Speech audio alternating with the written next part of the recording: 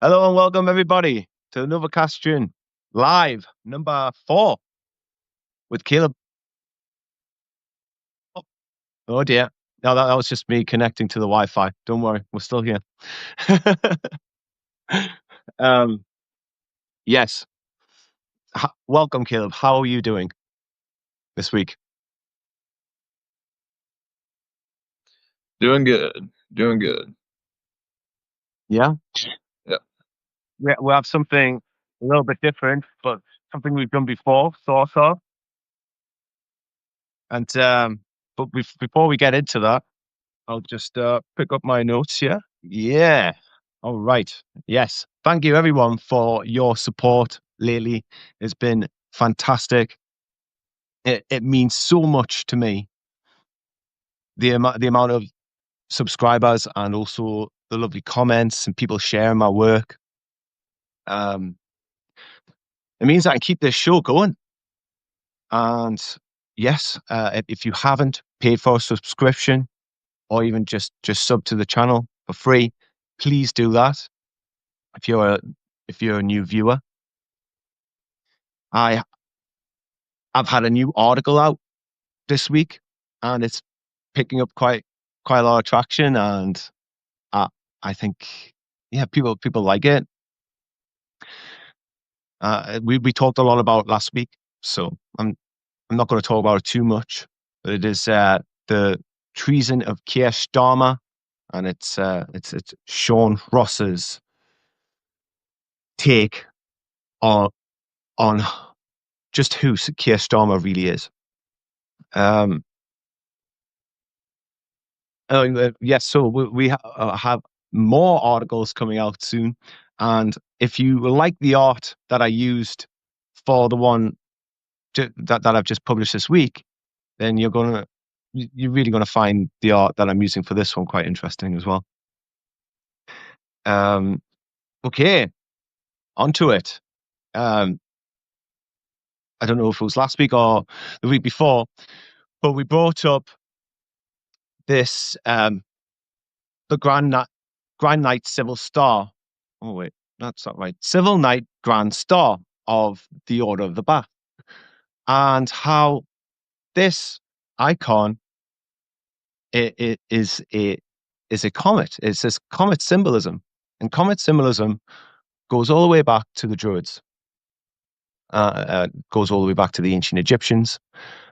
But as Sean Ross says, the Order of the Bath is a military order as well, and a Knight Commander is a title given to a military officer, a military killer, as Sean Ross says.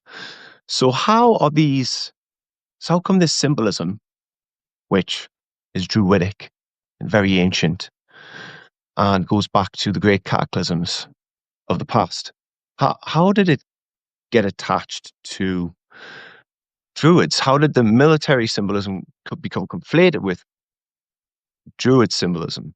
And this week we wanted to call this podcast in particular Druid Wars.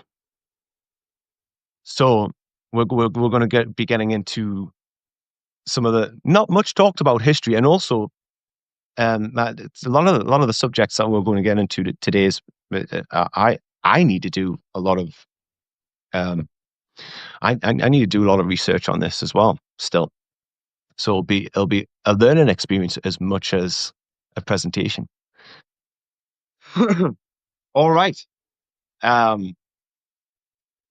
me just say something else. The history has seen Britain change so much over the last 125 years. Never mind 1,000 years ago. Never mind 10,000 years ago. There's so much mystery surrounding this. I was a Beamish not long ago. It's an open air museum, and it's centered mainly around 1800s to 1900s history and what it was like living in Britain back then. But we try to cast our minds back to say even just 1,000 years ago. It's still very, very hazy. And you'd think with all of the technology and all of the advancements in archaeology and radar and sonar and things like that, that we'd be able to pinpoint these places that need to be dug up and do proper research on them. But today we're still relying on the mythologies and renegade historians to give us even just an outline of the true picture. So, yes, and we'll also be going into a little bit of esotericism, a bit of occultism today as well. Digging deep into that. Go ahead, Caleb. Yeah. I have a lot of things that I'm working on right now. As far as the Druid Wars, um, we're looking at all of these different points in the history of Ireland that have a lot of questions. And every time I look at the history, I have more questions than answers, so to speak, because it's just how my brain works. I wonder, how these different interactions would have worked, right? Um, and essentially, uh, there's mythology for Ireland.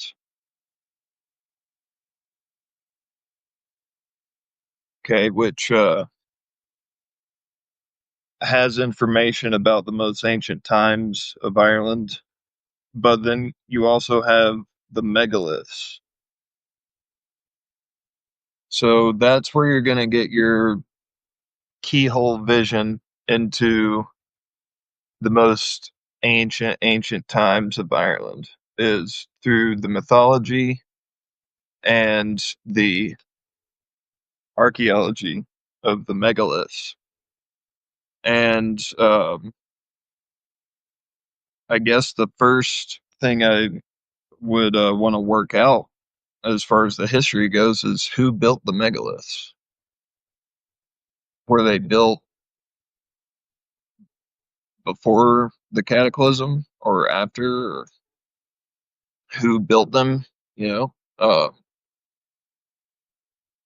it reveals a lot just by looking at the design of like what kind of people would have built this. You see a lot of sort of like vortex type of patterns, swirls uh, on the rock carvings themselves, but they're also astronomically aligned, and the mathematical uh, knowledge that they encode is very remarkable given the time period that it was in. Um, you know, it's all calibrated to cycles of the astronomy and everything. So uh, our first quote though is to where my ancestors arrived in Ireland, because the mythology is full of waves of invasion. So when my ancestors invaded, it was the Tuatha De Danann who were there, but the Milesians invaded, conquered Ireland. Now, according to the genealogy, the official genealogy of the Lamont, it traces back to the Milesians. You want me to read the first quote out, or are you going to go ahead? Oh, I'm going to show you something here. So, oh yeah, no problem. All right, so this is the Clan Lamont genealogy. And the Lamonts are down Yeah. here at the bottom of the tree, you see. And it goes up and traces all the way back. And this chart really only traces back to 360 AD, right? With this guy. But all of these uh you know, so if you went back even further, it goes all the way back to 1000 BC. And that's the point where the Milesians invaded Ireland. But before that, it was Tuatha De Danann who were there, right? So did the Tuatha De Danann build the megaliths in Ireland? Maybe, maybe not, because there were people there before the Tuatha De Danann showed up. They had to invade and conquer the island for themselves. The third And Bolg, one of them. for Bolg, yeah. And the sons of Nemed, Partholon. So even yeah, there's waves, right? So, but from when the Milesians arrive, there's a solid train of history uh, all the way up until relatively recent times where they've maintained, you know, all the way up until the Vikings started showing up, and then the Christians. And we're going to look at different periods of history and where there's some major question marks. And we're about to jump into that. But as a little treat to everybody who's been with us in our previous live streams, I want to just show you something that I've mentioned before, especially as it relates to comets and things. So, the atmosphere of Earth, I mean, it's it extends out above the surface of the Earth pretty far, but if you actually look at it from a outer space point of view, it looks like a very thin layer, right? It doesn't look like it's like enormously going way out into outer space, right? Our atmosphere in regards to that is pretty thin. Like here's a picture taken from the dark side of the Earth, but there's the light from the other side illuminating the atmosphere here. And it's just sort of like a thin film, right? Well, that's just what's visible to our, eyes. And that's also just the physical gases. As far as the energy, the orgone, the space gases that Walter Russell talks about, which are things that are smaller than hydrogen. Let's look at this. All right. Watch this. Now that's extending out quite a bit, right? That's way out there. Yeah. So that's the orgone. Now this is taken. You can see here the video was shot in 2001. This is from a satellite called the Image satellite, and they had to build a very special type of camera to pick up on this. But why haven't they released any new videos of this ever since 2001? They never talk about this. They act like it's just not important. At least they leave a dusty old website up that has like one page and it's like one paragraph of information on it. But um, how is this not important enough uh, to actually continue publishing information about it? So, if our planet actually has this big protective field of swirling energy around it, which Wilhelm Reich discovered this as well before, way before there was any sort of technology to uh, take a video of it like this. He said that the energy flows from west to east around the equator, and so he called it the equatorial stream, the main flow of energy that goes around the equator. And also, look closely here. See how there's another ring near the pole? Um, see that ring, that second ring, like near the pole here? Yeah. That's the galactic stream. And he said, Wilhelm Reich said that the galactic stream where it goes, that's like where the aurora borealis is seen all around the Arctic Circle. But he even said that that stream is hitting the Earth at around 62 degrees north, which is exactly what you see here. So this is all these years later, after Wilhelm Reich, uh, is being confirmed correct by satellite imagery.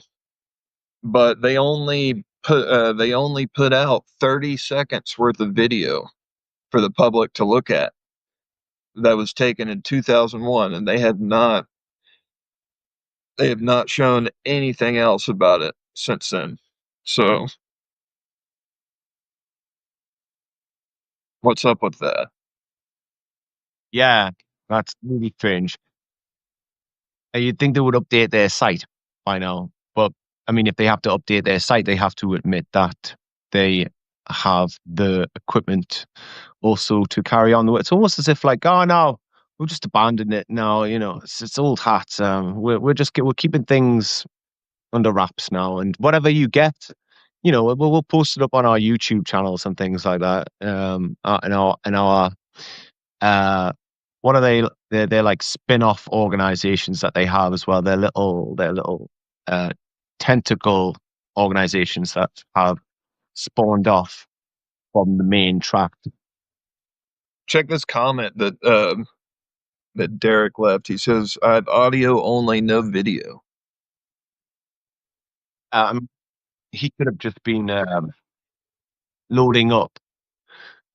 There's someone else in the chat, and he hasn't said the same thing.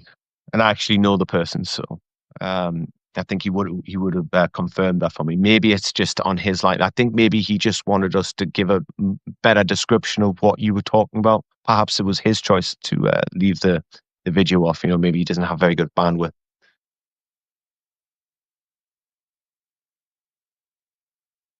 Yeah.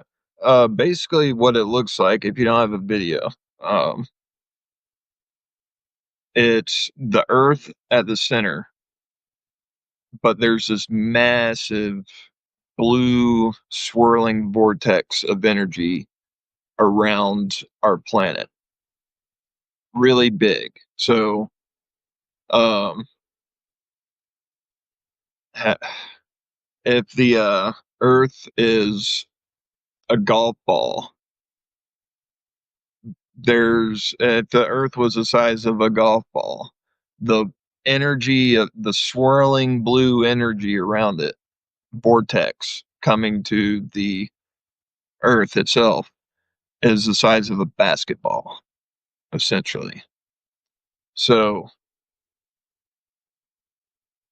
they captured this on video with a special camera back in 2001. The videos are still online, but they haven't been uh, updating the images ever since then. So there's nothing new. Now, there's nothing new available to us. because apparently they decided it wasn't important or something. I don't know. Or well, really what it is it goes the data that it reveals and the concept of it goes against their paradigm, which they want to explain phenomena according to a certain set of assumptions. And if people started looking into this too much, it would cause them to think of things in a whole different set of assumptions. Because a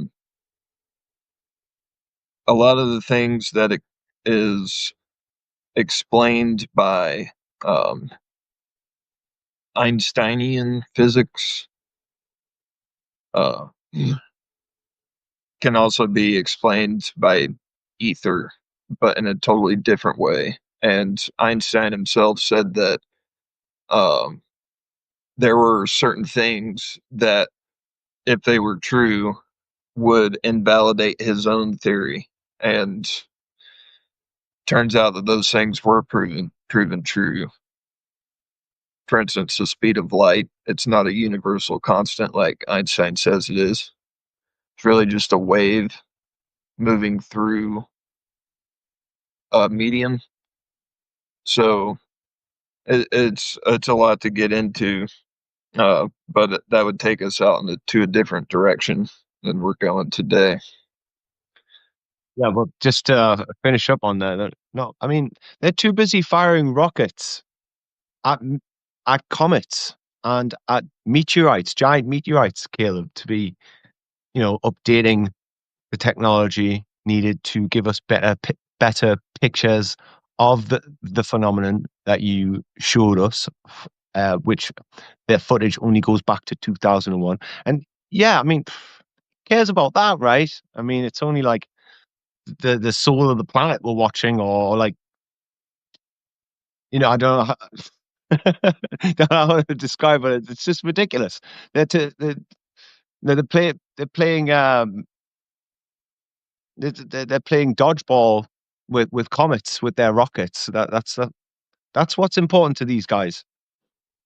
Um, well, what do you say to that? Yeah, we have better things to do. We're busy trying to get our asses to Mars. Well, we'll do it already if you can really do it. I don't think you can. I think it's all hodgepodge, me. Um, but I think yeah, they're too busy plying people off on fairy tales instead of making the appropriate use for the kind of advanced technology they have. Um, but yeah, so shall we get into the Druid Wars? Let's go. Do you want me to want me to read the first quote? Yes. All right, let's do it. Here we are.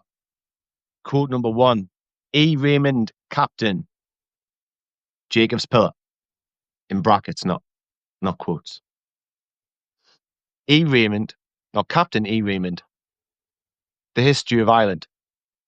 Moore states that the ancient Irish, called the Danai or Danes, separated from Israel around the time of the Exodus from Egypt, crossed to, crossed to Greece, and then invaded Ireland. The Tuatha De Danann means the tribe of Dan. The the Lebha Gabala, or the Book of Conquests of Ireland, give their earlier name as the Tuatha Dé, meaning people of God. The great Irish historiographer Eugene O'Curry says the Danann were a people remarkable for their knowledge of the domestic, if not the higher arts of civilized life. The ships of the Tuatha De Danann are credited with bringing Jeremiah and Jacob's Pillar to Ireland. Among the early records and chronicles of Ireland, those known as the Plantation of Ulster are the best preserved and most complete. They date back to about 700 BC. One section of these chronicles are known as the Milesian records. The Milesians invaded Ireland at about 1000 BC, subjugating the Dedanan. Most conquerors come to despise the conquered, but the Milesians came to honor, almost worship those whom they had subdued. Later generations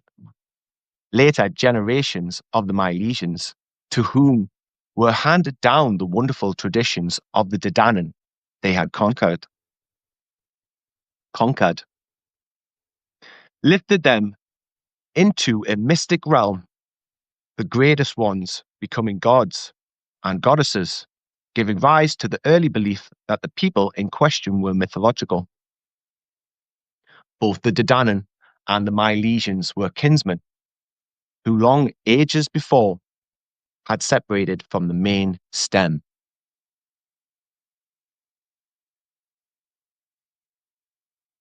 So, despite the fact that I disagree with the main premise of his book and his thing, on a lot of points, that little excerpt that you just read is one of the best expressions of a point that I do agree with. And I've never heard expressed that way before, because I knew it obviously had to be true that the Milesians, so they conquered Ireland. Later history shows that they were preserving what came before them. So, like he said, most conquerors come to despise the conquered, but the Milesians, it was the opposite. Um, but I don't agree with the word Tuatha De Danann meaning tribe of Dan.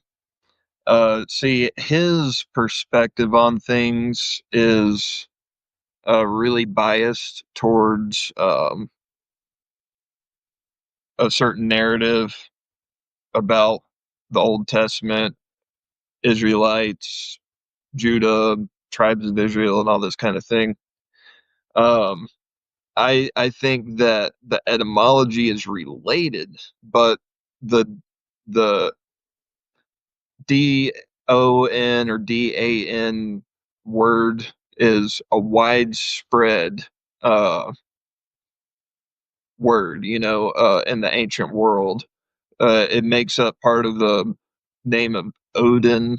So Dan, Odin, Odin, the Danes, Denmark, Tuatha De Danann.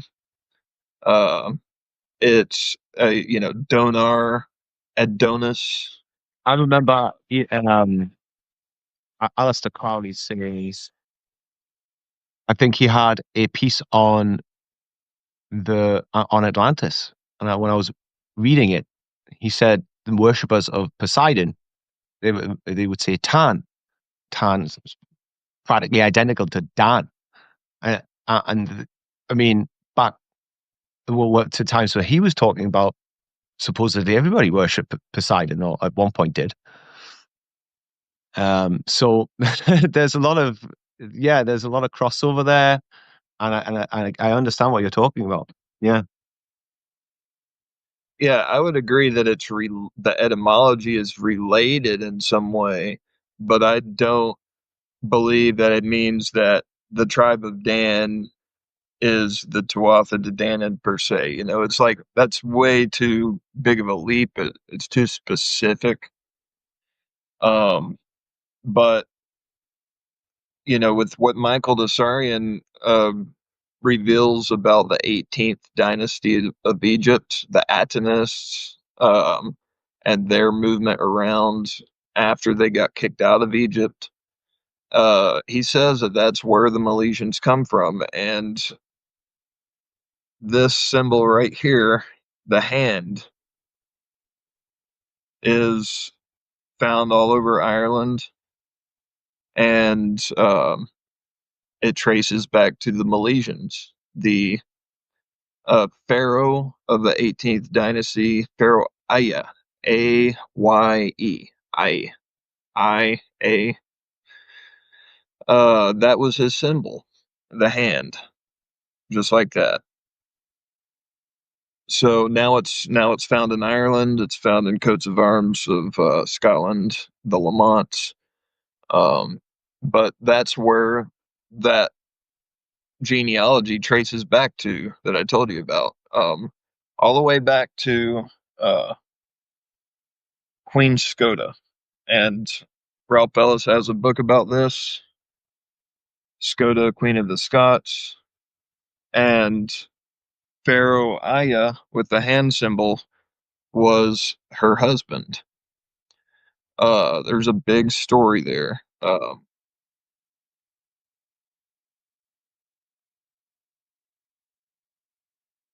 Um, there's as far as my own ancestors personally, there's some other ideas out there that we'll look at here shortly, but uh, I think we can keep going forward if you're ready.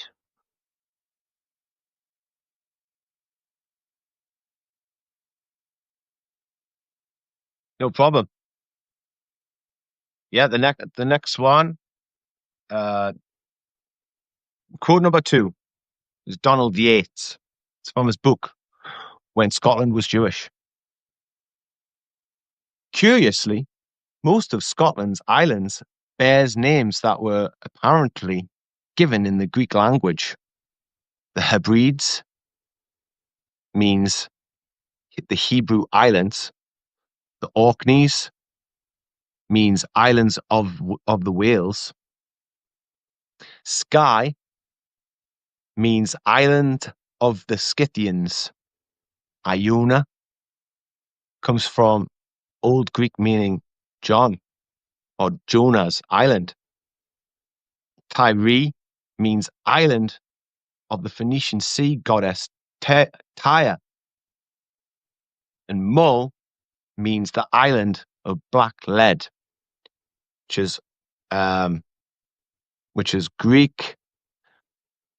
Yet no Greek-speaking inhabitants have ever been documented, much less proposed in Scotland's entire history.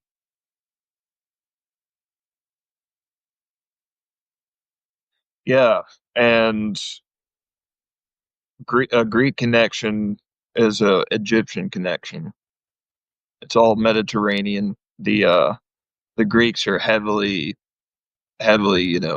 Egyptian or originate from the Egyptians. That's why their architecture is so similar.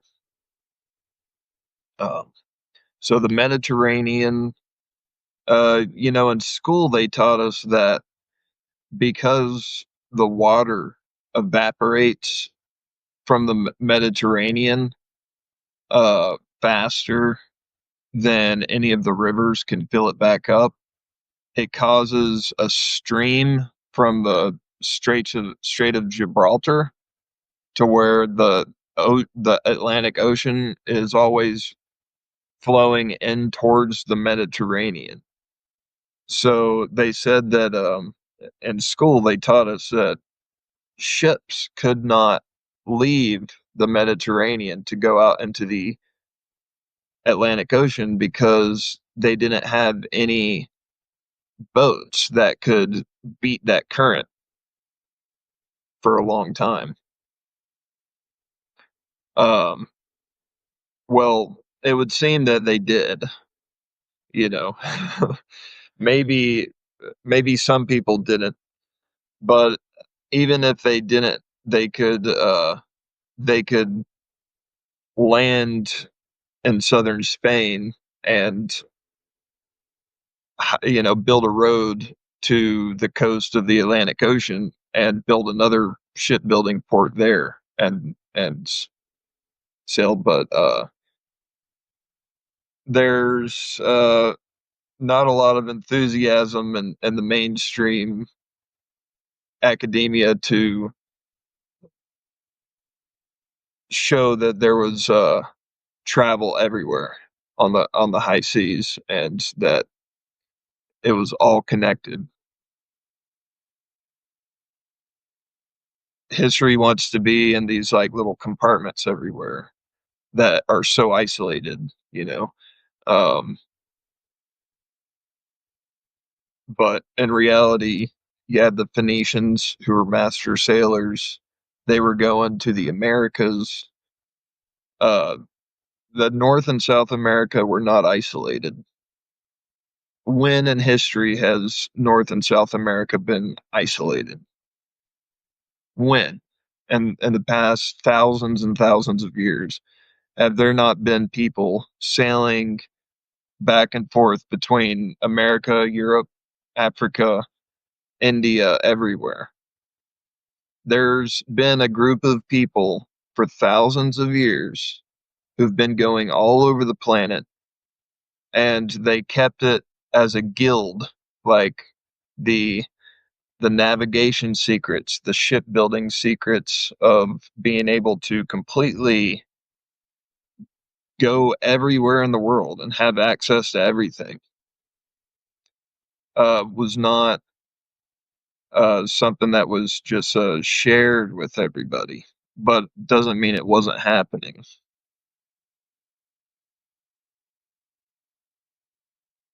That's right. It made me think of Alan Deneny's work there. He showed us the St. Bridget's Cross.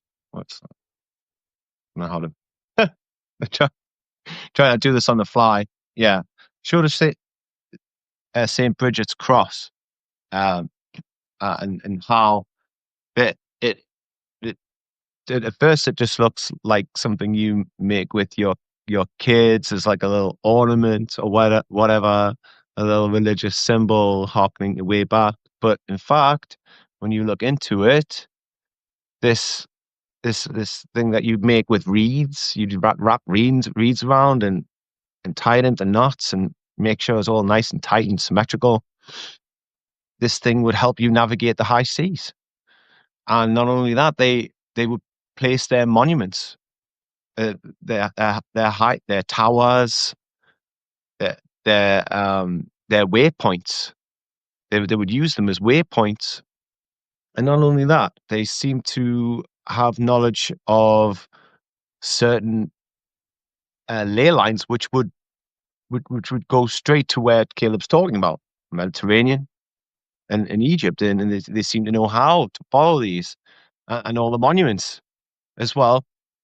That the all the landmarks along the way, and they had a system. They had a system where they could once they passed the next gate, they would be on the lookout for the next one, and or if they were as experienced as Caleb's putting across here. I mean, generations and generations of these sailors who kept their information, sailors who had mining operations and had had set themselves up as the priesthoods of those particular places, almost like the curators, almost like they had they were like teaching the natives, the primitives, to look after themselves and to build to create civilization. These groups like the Phoenicians, and like I said, if you look up Alan Deneny's work, they seem to be sun worshippers too, and used they used the sun, right? Yeah, they used the sun a lot to navigate. And but I forgot my original point that I was trying to make. But that there's clues in the Bridget's Cross and things like that. The Ankh as well, the Egyptian Ankh. Alan Deneny proves it to you that they're basically the same thing, Bridget's Cross and the Ankh. And there are other examples as well, slight variations on the original model, but these these these little trinkets were not trinkets at all. And if you lost one, they had ways of that you can easily make one up. So you had a compass with you the whole time. And if you lost it, you could make a new one. And I think there's something genuinely ingenious about that. Go ahead, Caleb. Yeah. So I think the evidence points that Ireland was a maritime hub, like an important central sort of meeting place for these sailors that would be going all over the world. So whatever group was there, um, whether it be the Milesians, whether it be my ancestors here, or um, from what we're looking at, it was the Milesians for a long time. The like we said, we mentioned that date 1000 BC, and the quote that we read, uh, the Celtic Empire started in 1000 BC. That's where uh, everything in the north and Europe was sort of under the umbrella of the Celtic Empire. So there were people traveling all over the world. Like you said, mining operations. They had all these different operations going on. And I think when we look at uh, different places and we're trying to figure out what was going on a long time ago, it'd be good to ask what kind of were the Phoenicians here? And if they were here, what were they up to? Because I think they went different places and got up to different things with different people. For instance, why does South America, they learned metallurgy, but in North America, they were still in the Stone Age? If they had people visiting them, and there was even copper mines, and it looks like the Phoenicians were going to North America to mine copper, but they must have just been taking it back home with them, not teaching the locals how to do metallurgy, because North America was still in the Stone Age when Christopher Columbus showed up. But were they influencing them in a certain way, teaching them certain rituals or uh, religious practices? Is the religious sort of world of the Native Americans influenced by contact with ancient Irish sailors who showed up and uh, spent time with them? That's pretty interesting to me if that's the case. But as we move along here, we're going to uh, see how there was a conflict of world orders, because that's another thing, is that um, we don't recognize these days that the the base of Ireland and the northern area up there, we think of just as a bunch of barbarians, or that's how we're kind of taught. We're really primitive people, hey, maybe they were really, really, really, really good at metallurgy, but other than that, they were just a bunch of barbarians or whatever.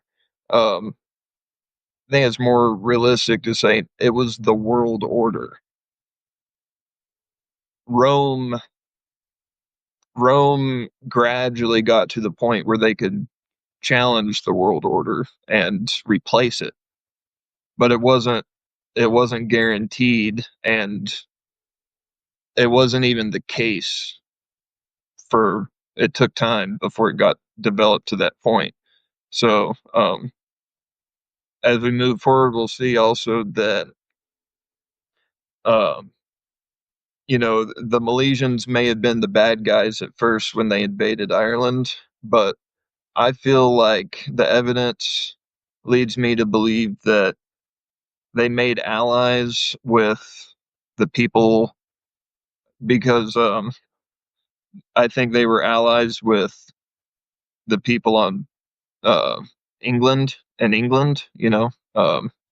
Scotland, everybody up in the north. I think there was a loose confederation of people aligned together. It's called the Celtic Empire. But let's keep moving forward and we'll kind of see that. All right. Quote number 3. Wikipedia, The Great Conspiracy. Ah, oh, no, I don't have it up. Do you want to go ahead and get this up, or I can get it up quickly? Um, Yeah, yeah. let's do this one. Let's see. Ah, Yeah. yeah. I just realized not you didn't actually copy and paste the page on there. So let's see here. All right. The Great Conspiracy was a year-long state of war and disorder that occurred near the end of Roman rule in Britain. Uh, According to Ammianus, the following events occurred. In the winter of 367, the Roman garrison on Hadrian's Wall rebelled and allowed Picts from Caledonia to enter Roman Britain. Simultaneously, Atticati, of uncertain origin, Scotai from Hibernia, that's Irish, Ireland, and Saxons from Germania landed in what might have been coordinated and pre-arranged waves on the island's midwestern and southeastern borders. The warbands managed to overwhelm nearly all of the loyal Roman outposts and settlements. The entire western and northern areas of Britannia were overwhelmed, the city sacked, and the civilian Romano-British murdered, raped, or enslaved. Franks and Saxons also landed in northern Gaul. Nectaridus, the Comes Maritime Tractus, or Count of the coastal region, was killed, and a Dux Philophods was either besieged or captured. The locations of their defeats are often supposed to have been in Britain, but may have been in Gaul. The remaining loyal army units stayed garrisoned inside southeastern cities. The local Roman agents who provided intelligence on barbarian movements seem to have betrayed their paymasters for bribes, which made the attacks completely unexpected. Deserting soldiers and escaped slaves roamed the countryside and turned to robbery to support themselves. Although the chaos was widespread and initially concerted, the rebels had aims of simply personal enrichment and worked as small bands rather than larger armies. Well, at that point in the game, you could also say that uh, there was not a enough of a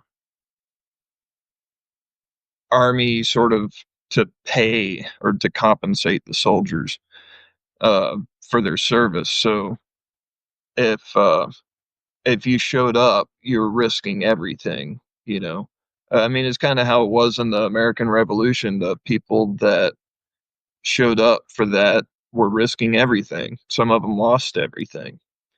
Um, and there was no guarantee that you were going to get paid at the end. So if that was the same case, then it makes sense why they were looting along the way because um, they risked everything they had to show up. So they're going to try to get some loot while they're there, just out of practicality. But this is showing how basically all of these separate entities came together to get the Romans out of there. We skipped a lot of history here, but the Roman occupation of Britain started with Julius Caesar in 58 BC, and the Romans occupied Britain all the way up until the late 300s, early 400s. So this is the conflict of world orders that I'm talking about. The Romans were coming up against a world order that had been there for a lot longer, based out of Ireland. And that it didn't just end with the Roman Empire. We're going to see how Connor McDarry has the idea that it was a multi-phased approach to it. The Roman Empire and the occupation and invasions that the Roman legions did was sort of the military phase of it, but the religious phase of it was like phase two. After the supposed fall of the Roman Empire, where the church arose. Did the Roman Empire really fall? I kind of think of it more as a system update. Have you ever had one of those system updates on your computer where it keeps asking you to update the system and you keep saying, no, I don't want to do it right now. But eventually one day your computer forces you to do the system update. And then next thing you know, all of the cool programs and stuff that you had on there are gone and none of the stuff works the way it's supposed to work anymore. Well, there's archaeology showing that uh, villages all over Rome, in and around Rome, and all over the Italian peninsula continued to function normally after the supposed fall of the Roman Empire. They just continued as normal. All of the industry and all of the manufacturing and this commerce and all of the day-to-day things of life just continued on as normal all through the before, during, and after the supposed fall of the Roman Empire. So it wasn't a societal collapse. It doesn't appear. It was just a system update. They discarded the old Roman government and replaced it with the church bureaucracy. But let's Yeah. Well, I mean, that is a part of history that we do not get schooled on in comprehensive school, in high school over here. We not get told about how the surviving Picts, the groups of Picts, along with other people, along with other tribes from Alba, from what we used to call Alba, teamed up, and that there was all of these sabotage. Sabotage. There was a lot of sabotage going on, which I find fascinating. I want to reference a documentary called Beyond the Wall, and everybody. I live on the wall. I live right near Hadrian's Wall. Some would say I live on the wall, and I do find it interesting. This documentary highlights the fact that Hadrian's Wall could not have been used for fortification. It couldn't. It was not there for a military tactic.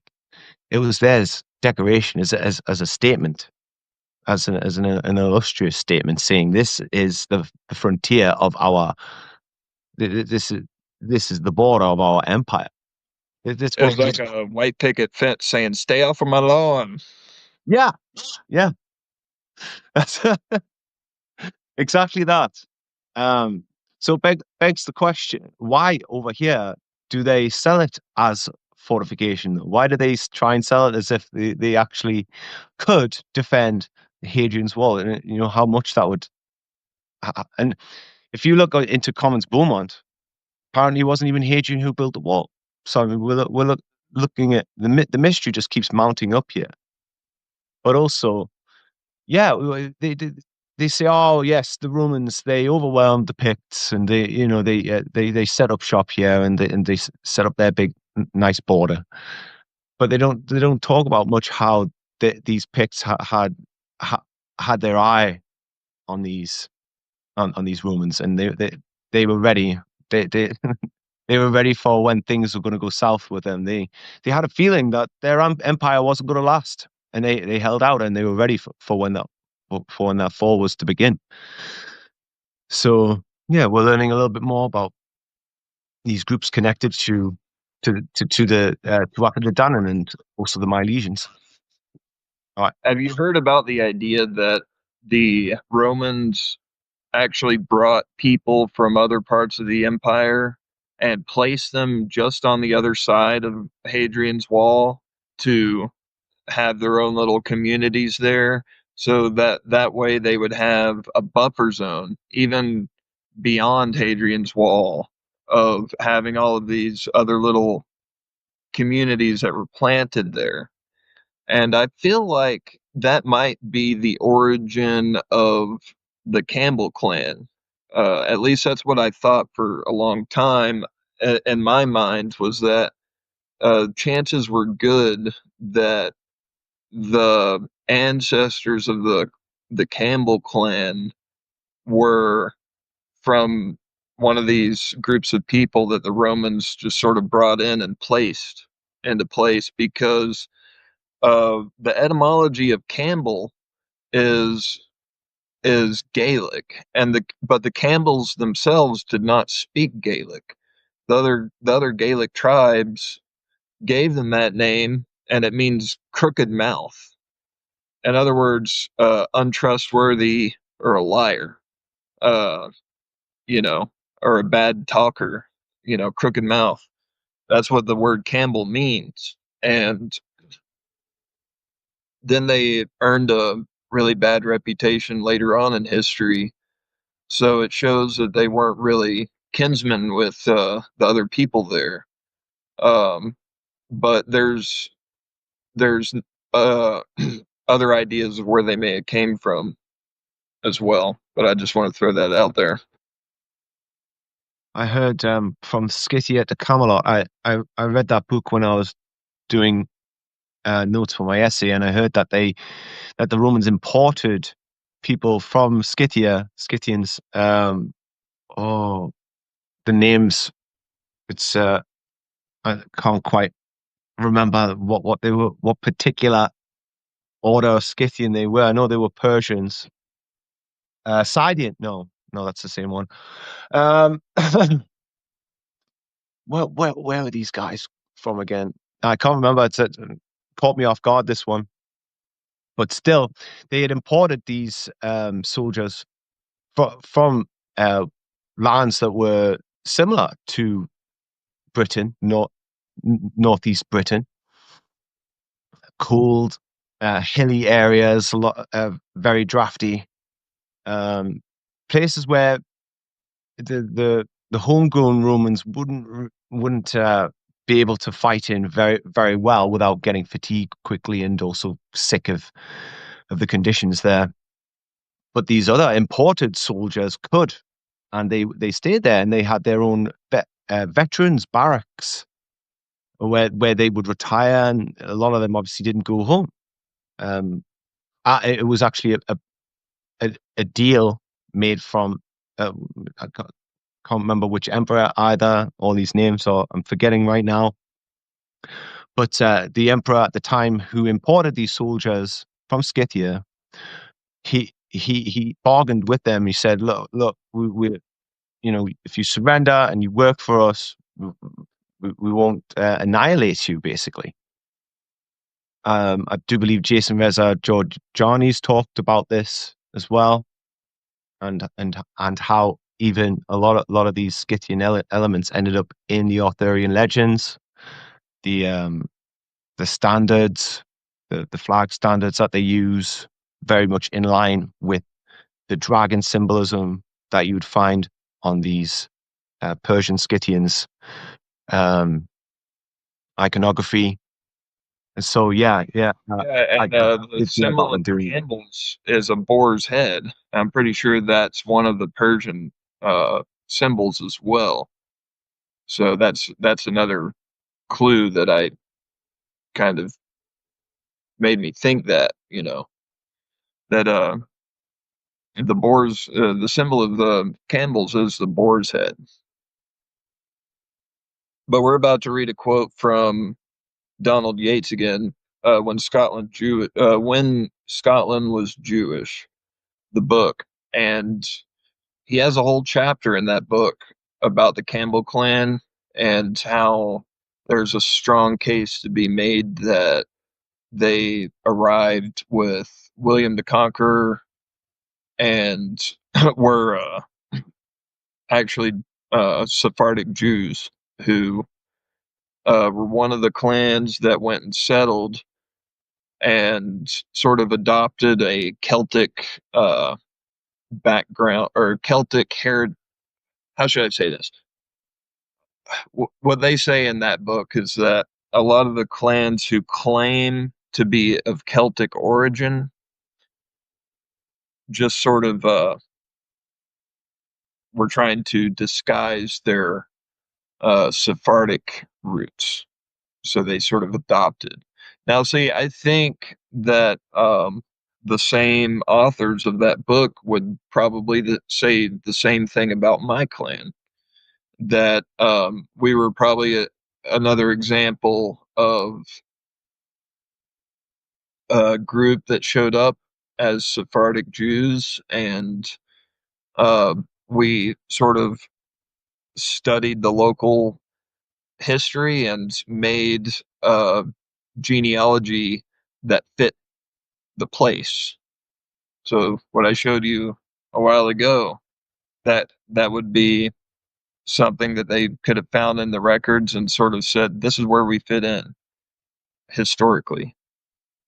Uh, they don't say that in the book, but the name Lamont does show up in the book a couple times because a big portion of that book is lists of names, just massive lists of names, and they say a couple times, here's a list of names that we believe were um, under this category of Sephardic Jews who showed up during the time of William the Conqueror, and Lamont was on that list. So that I think they would be of the opinion that that is the case. Um, there's some interesting things to that. For instance, Lake Geneva in on the border of France and Switzerland, it used to be called Lac Leman. Lac Leman. And a nearby mountain peak that actually Sean Ross has a video about called Mount Dunnon or Mont Dunnon uh, is similar to the region my clan settled uh, because near in my clan's territory is the famous Loch Lomond in Scotland, and Lamond comes from Lamont, and another spelling of Lamont is Lamond, so it's the same as the lake. So the lake has my clan's name, Loch Lomond.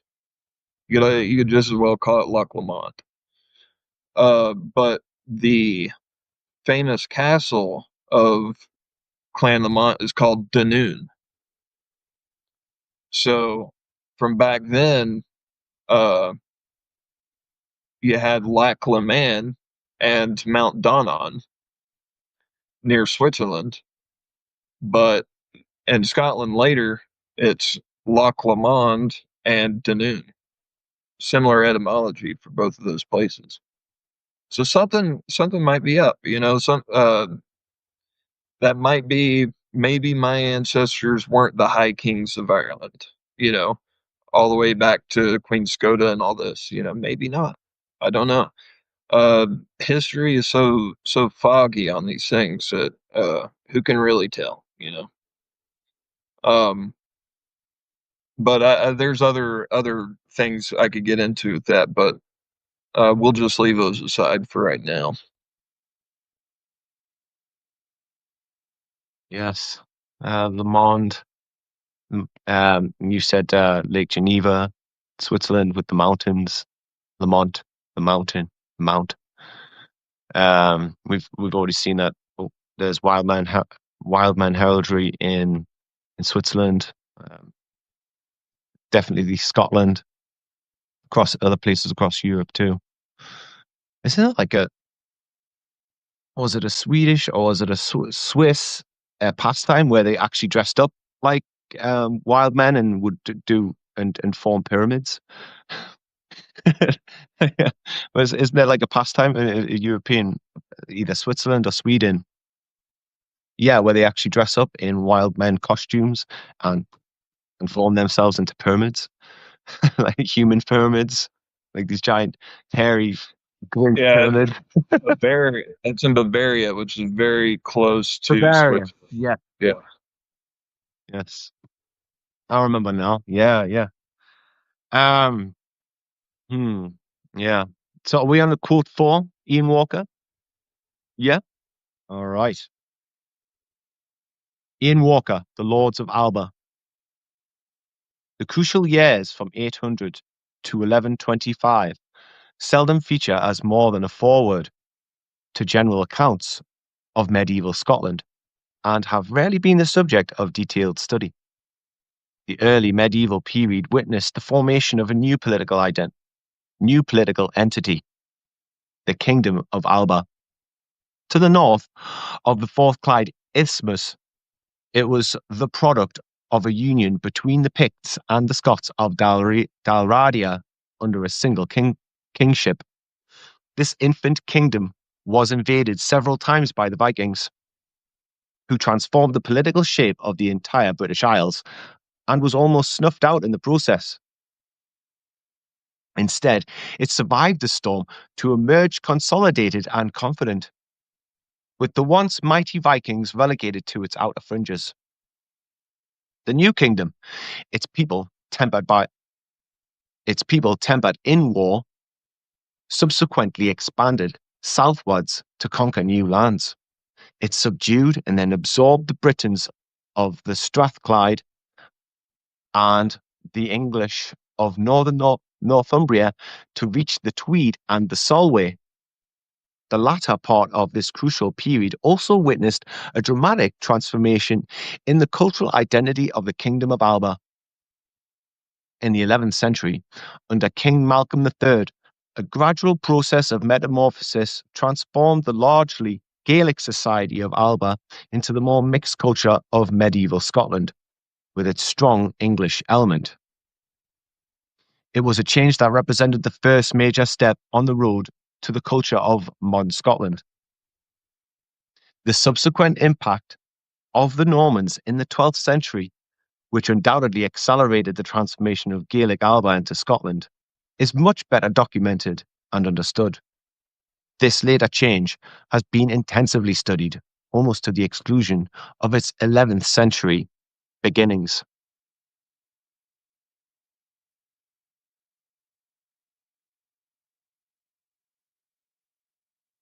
Yeah.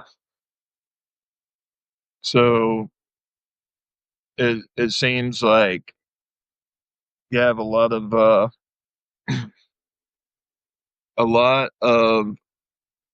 survival of the old um world order that we're not supposed to know anything about, which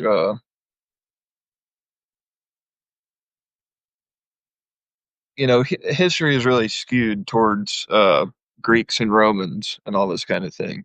Um, so this just further shows how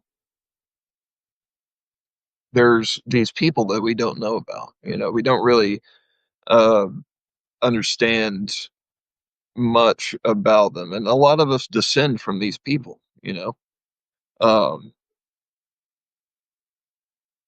but also, I think that this time period is raising a lot of question marks in my mind. Uh, w- and I think it's an important time period where we're not being told the truth. And we're going to see quotes from Connor McDarry where he's expressing this as well, is that this is a really important period of time that if we have a core misunderstanding of what um, this time period was, it can really color the perception of the entire thing. Uh, and part of it is to do with the religious nature of Scotland, Ireland, Northern Britain. Uh, History wants to show that it was Christian from an early date.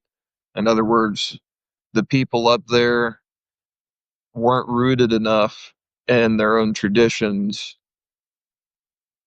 so that as soon as a missionary showed up, they just converted in mass, is how it's basically portrayed. It's like, oh yeah, they just, as soon as a missionary showed up there, they just like, just converted. Um, and they just like mixed it up a little bit with their own local beliefs that they'd had already. So that way it's sort of like, it's Jesus there, but it has some of the old pagan elements to it as well. Um,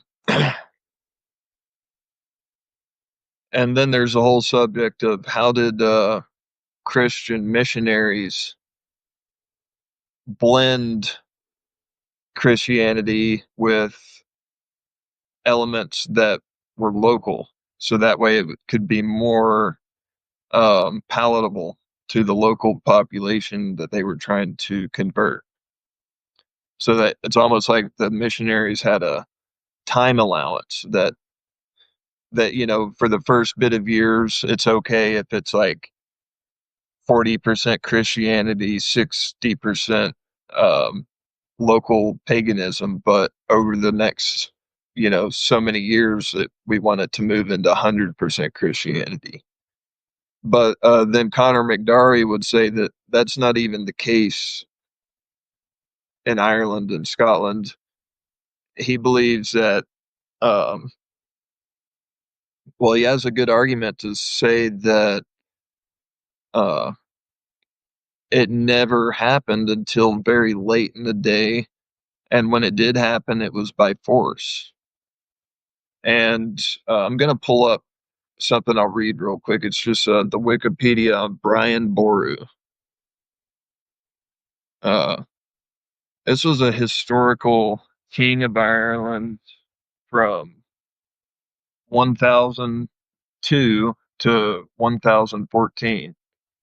He ended the domination of the High Kingship of Ireland by the Uníl, which is my ancestors, and is likely responsible for ending Viking invasions of Ireland.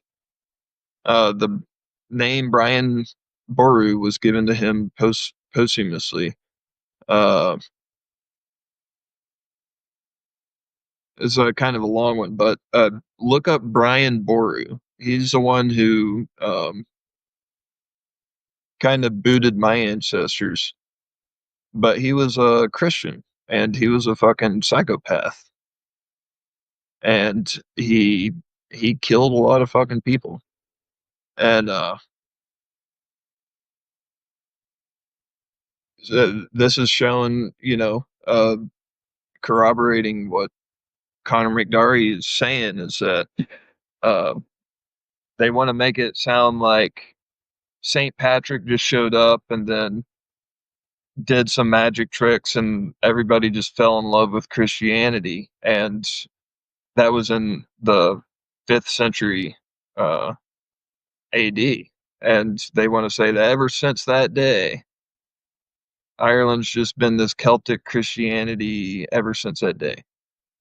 But the truth may be that it wasn't until much later when uh, they forced it down everybody's throats with the sword. So we can continue though, unless you have something. Yeah, I do have something. nobody talks about the wholesale slaughter that happened when the Romans finally left Britain, right? They don't talk about how these groups came down and just. This was news to me that I've only just recently learned. But in general, they don't talk about what happened. Tell you that there was that these British Romano peoples who were here when the Romans left, the settlers and the settlements, were mowed down. And I mean these people, and obviously the one just Rome wasn't just leaving a flea bitten, mangy group of primitive groups here. There were these people were well equipped and ready to take on the remnants of whoever was left, so that they could take their country back, so they could take their lands back. Yeah, so there's definitely they kind of want to, the way that they just leave it there and they don't talk about it anymore in schools. I'm saying in the mainstream, the mainstream ideas about it. They don't talk about how this event was huge, and they used it as an opportunity to reinstate paganism as well. For lack of a better word, for lack of a better phrase, British Druidism, um, which probably, as you said, goes back to the ancient Irish Druidism, and it goes back to the Phoenician Druidism. They wanted their operations back. They wanted their mining spots back. They wanted their rackets. But there's just this idea that the the um, the conflicts that happened afterwards, they tell you that there was so much more going on, and so much more to get a hold of. I mean, why did the Romans put Hadrian's Wall there? Right? I mean, that there must have been a pretty special place for them to do that in Britain and England, on the border of Scotland. Just how powerful, just how strong were these groups, these tribes? These that supposedly weren't civilized. There's a lot in our history, like particularly to do with Saint Bede, that there's a lot of fanfare about as well. Same thing about Hadrian. There's a lot of fanfare about Hadrian and what he did, and honoring him and honoring his work, the Hadrian's Wall, and his legacy and things like that. And go to these places along the wall, and these places gate kept by English heritage that almost venerate the guy. But what was it about? I've lost my point again. um, how strong were these groups, and why? Yeah, that's what I was going to say. Sorry, Saint Bede. They talk a lot about how hard it was to get these kings, these Anglo-Saxon, at the time they were Anglo-Saxon, how hard it was to get them to convert, and they had to make all kinds of deals, and it had to be done in a particularly holy place. One of the places nearby where I live now, it has a very peculiar name, Pandon. And I mean, even now, it is the center of the accountant companies there. It's where all the money's kept in this particular place in the city that I live in. It's called Pandon, and it's very strange because there's no other place like that with that name. It's older than Newcastle. It's older than the name Newcastle, even like Novocastrian. Pandon is And so it goes way back. It was a holy place, and it is known to be one of the places where they converted some of these kings on the borders, and just what a struggle it was at the time. So that, yeah, there was a big fight, and it was really important. Where it was a big event when they got one of these Anglo-Saxon kings to convert to Christianity. So, But in but going back, yeah, for a sick, twisted kind of way, uh, if you look at it like Connor McDarry wants to show, is how that this long project of Rome to stamp out the Celtic Empire and all of its permutations, especially in Ireland, where the religious core of the Celtic Empire existed, was in Ireland, with the core of the Druids, the core of that whole worldview, um, and sees it for themselves with the Christianity, the Christian church, and everything. That whole project didn't really finish being successful until around this time period of 1000 AD, about 1,000 years ago. But in a sick, twisted kind of way, it's like as soon as they get their victory, they also get their ultimate doom, because um, they succeed in basically wiping out the old Celtic world at that point. But that's also the same time where the seed of their own destruction is planted in Switzerland, which we talked about before.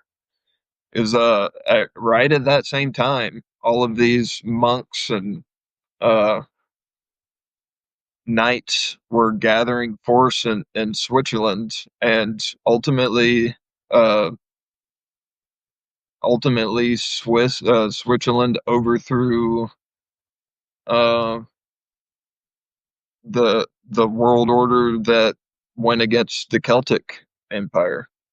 So as soon as they think they won, they were really doomed.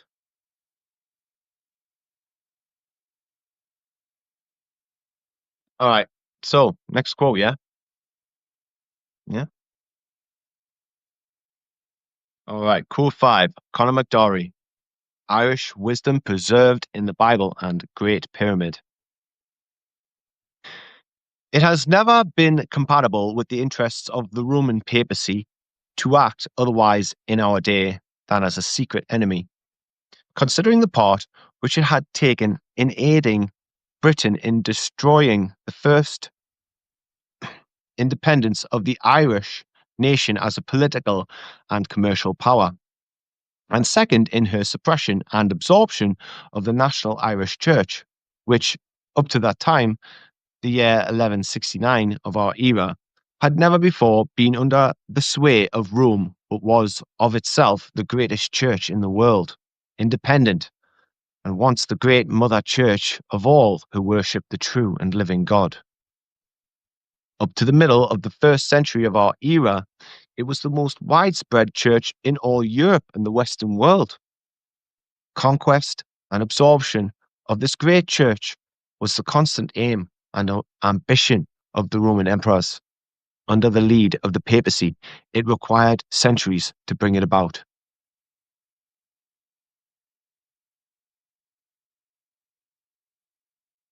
Oh, I thought that uh, pre-Christian Irelands were just a bunch of Wiccans prancing around naked and stuff, you know. But here he's talking about it was the greatest church in the world, and they worship the one true and living God. I thought they were supposed to be these polytheistic pagan freaks. Doesn't seem to be the case. I think when you look at the symbolism and architecture and uh,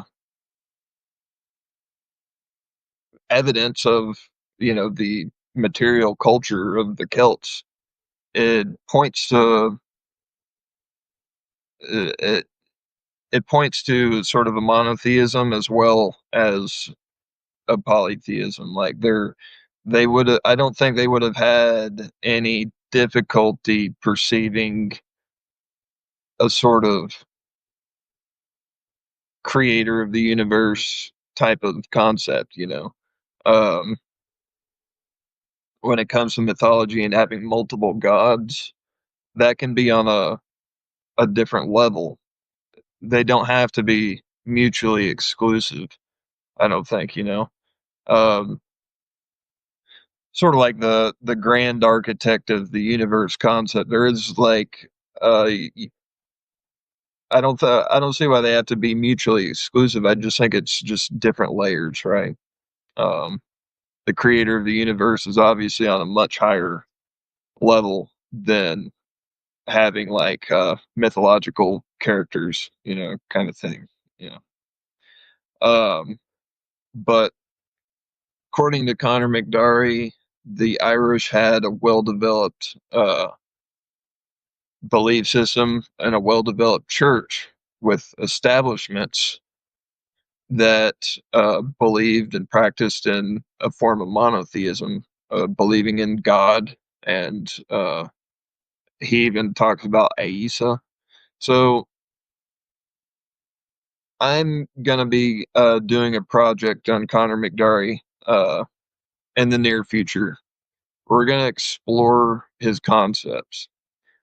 I don't know how much I agree with all of his concepts or how much of them actually will prove out to be true. They seem very far fetched when you're reading them, and in the sense that they're very strong opinions that he has. However, I feel that he's got a very lot of strong points, and uh, that his overall tying together of his viewpoint is strong enough to warrant some serious attention. So um, I don't just wholesale agree with all of his viewpoints, but but I'm going to be doing a project that's going to try to do a lot of justice to his ideas and explore and see uh, what what we can glean from it. And a lot of it, I would predict that a lot of it will prove itself to be true.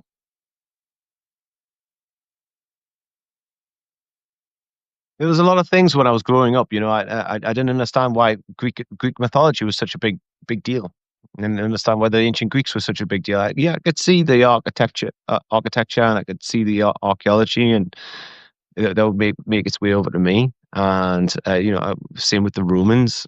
Um, yeah, obviously, I had a bit more of a grasp, but I didn't really understand ancient Egyptians as well. I thought it was great stuff. Fascinating, but I didn't understand why we had such a fascination with these things. I didn't understand. I didn't, and then you pick up a Commons Beaumont book, and if you run with these ideas a little bit and to explore them, the idea that ancient Egypt was possibly originally Britain, the idea that ancient Greece was originally Britain, and that maybe that these names got got taken somewhere else and got named like the New Egypt and the New Greece, um, and other places as well. And the grand, uh, big capital cities. That these that yeah, this was quite extraordinary to me.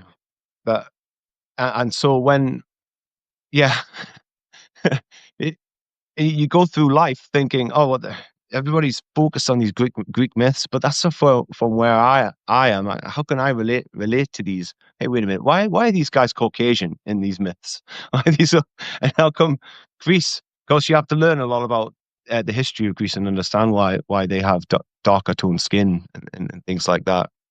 And even way back in ancient history, that The Greeks were Caucasian, but still, why should I give a damn about these mythologies? Why they're so far away? And as I said, you pick up a Commons Beaumont book, and all of a sudden it brings all of it live, and you're understanding why it means so much and why it's such a big thing in upper class culture and class. They call it classical education, but they really should. It's a very clever name. It hides a lot. It hides a lot of purpose. It hides a lot of uh, nuances, and it indicates it indicates something else, that it's our classical education. It's about us. It's about the West, not necessarily about Mediterranean. Not in the very very beginning, which you don't really have records for. Um, in ancient Greece, the best you hope for is Plato, hinting back to some place called Atlantis. So yes, but when it comes to Conor McDowry, I'm totally on board for giving that a try and learning. It can't be any more far fetched than the things that Collins Beaumont talks about. So it's on that level. I'm all up for it. Be aware if you're planning on buying a book written by Conor McDowry that they actually on Amazon are selling each individual chapter of this book as a separate book and passing it off, trying to act like they're selling you a whole book, trying to act like he has like 50 different books that he published, which is not true. So be careful. This is the only book I can find by Conor McDowry. There's supposedly another book that you can find on Michael Desarian's website, or you can find excerpts of it on his website, but I've never been able to find that other book myself. But be careful uh, about that, because there is some dumbass out there trying to sell the chapters as books of themselves.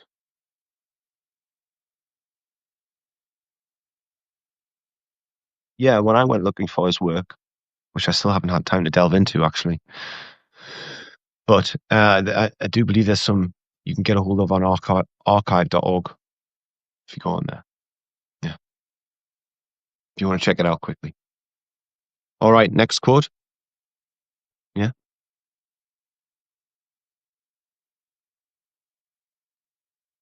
Quote 6 from Donald Yates again, when Scotland was Jewish.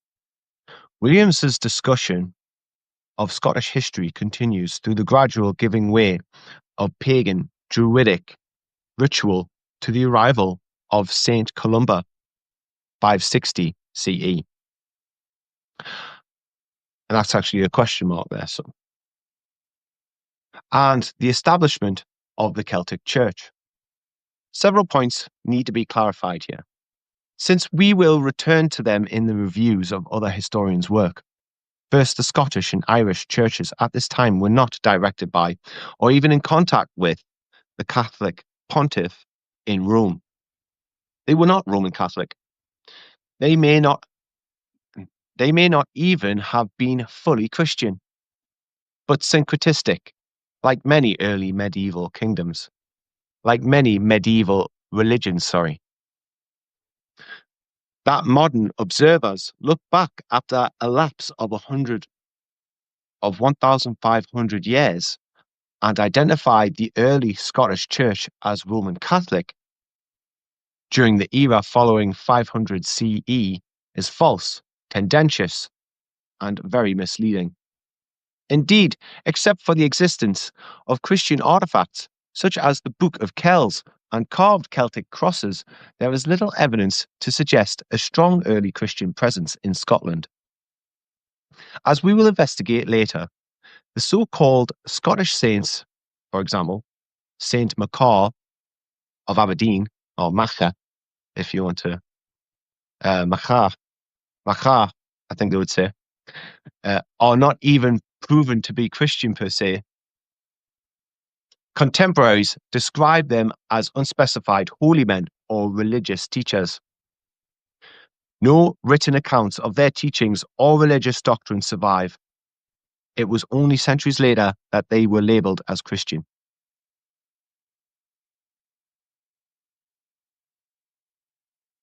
Yeah, and they have a lot of stone carvings or engravings of monks and saints and things in Scotland. And they're saying as well that just because there's a saintly looking person in a rock carving doesn't mean they were a Christian monk. They could have been a druid, in fact, you know. Um, these could have been the last druids. They could have been Hebrews, you know. There's a lot of evidence that the Phoenicians that, you know, we said the Phoenicians didn't just let their secrets out to anybody to be able to travel anywhere in the world.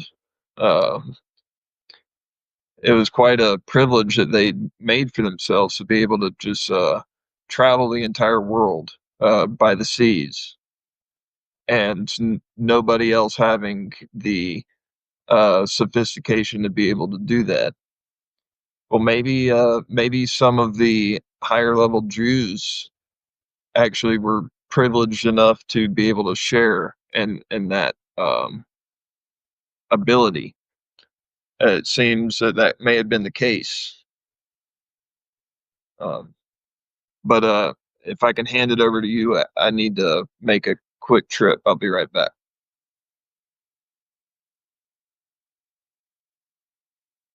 Yes, there's a lot. We've covered a lot so far.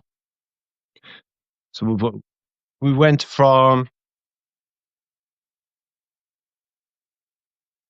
the Tuatha De Danann, and there's still a lot of things that we didn't really go into a lot about there.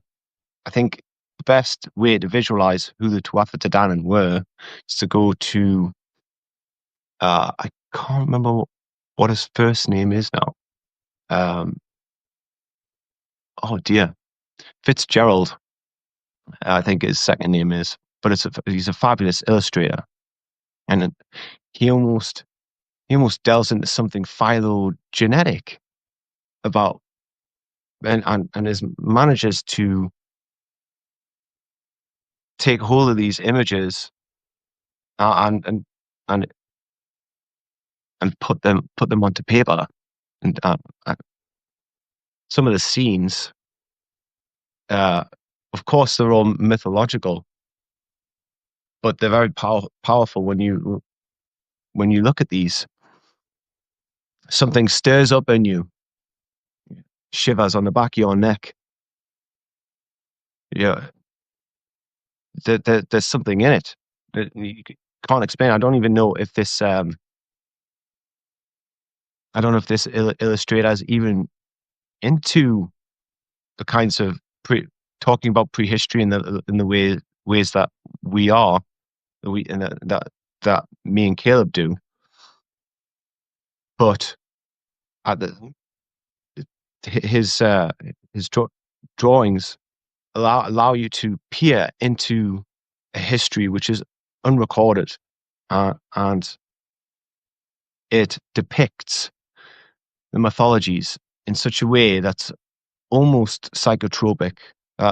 You could it's almost like a dream. They're very dreamlike, these illustrations, and they show you the essence almost. You get this feeling that you get when you watch Conan the Barbarian for the first time.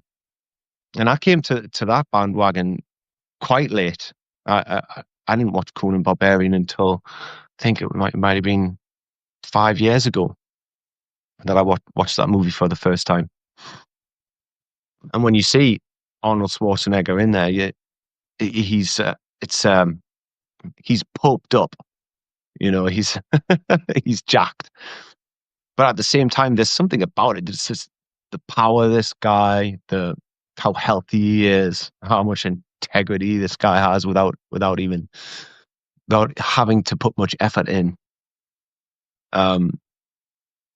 This is what comes through the culture that emanates from who's the guy who illustrates the Tuatha De Danann and the folklore. What's the full name? I'm totally forgetting it. Jim Fitzpatrick. Jim Fitzpatrick. I'm so glad you corrected me on that. I said Fitzgerald. Jim Fitzpatrick. Yes. And one of my favorites is Nuada. The arrival of Nuada. He's almost in a crucifix form. He's almost coming in like he's the savior, but he has this huge specter following him. A skull specter. Magnificent. Yeah, I was just talking about the mystery of the Tuatha De Danann and how much is still left.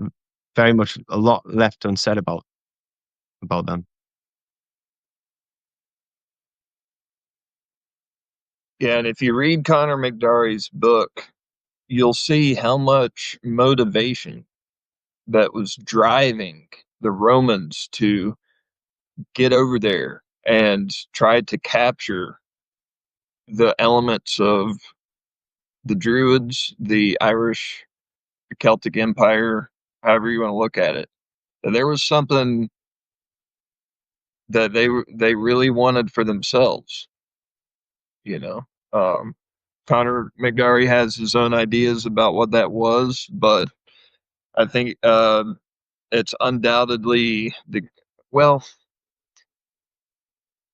when you see the way he lays it out, and you don't think about the Roman Empire and the Catholic Church era, the Holy Roman Empire, when you don't think of them as two separate ages, if you look at it as one movement moving in one direction towards Ireland in order to get what they had, then it really opens your eyes to the fact that, and plus when you realize that if they were going in one direction towards Ireland to capture that, and Ireland was able to hold out until 1000 or 1100 AD, like the time of the Crusades, just about, then they must have known something as well that gave them an edge, quite an edge, right?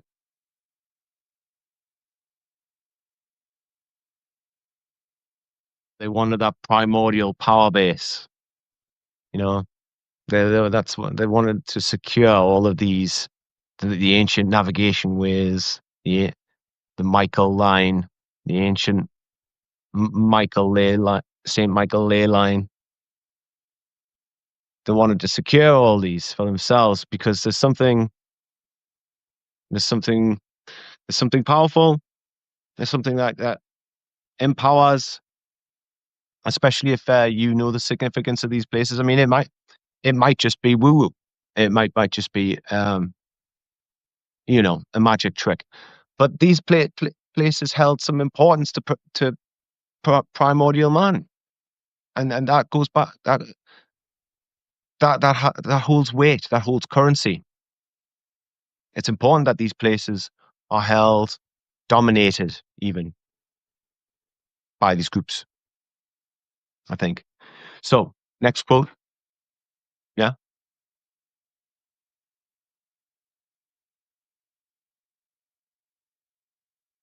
One second. Okay.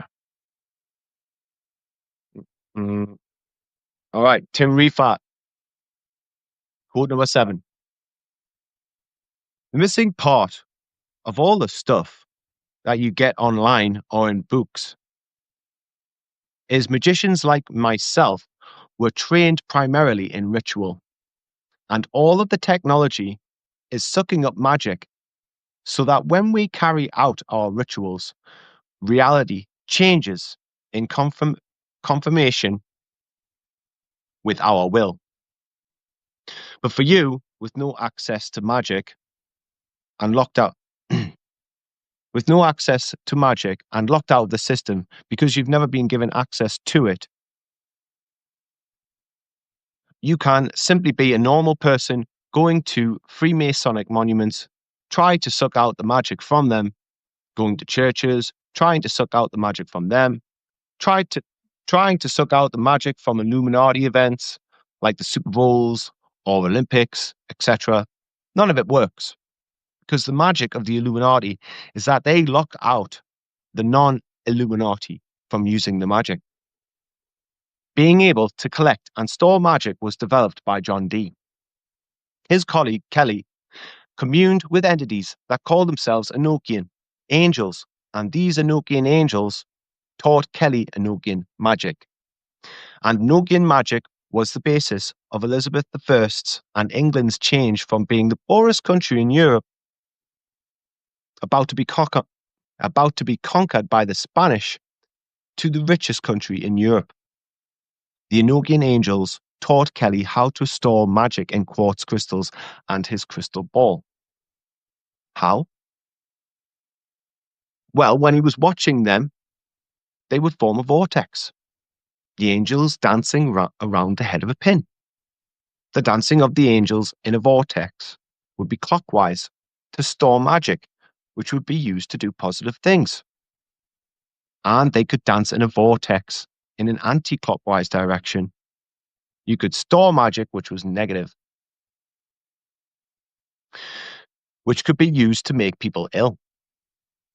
With the evil eye, give them boils, warts, give them diseases, bring them bad luck, etc.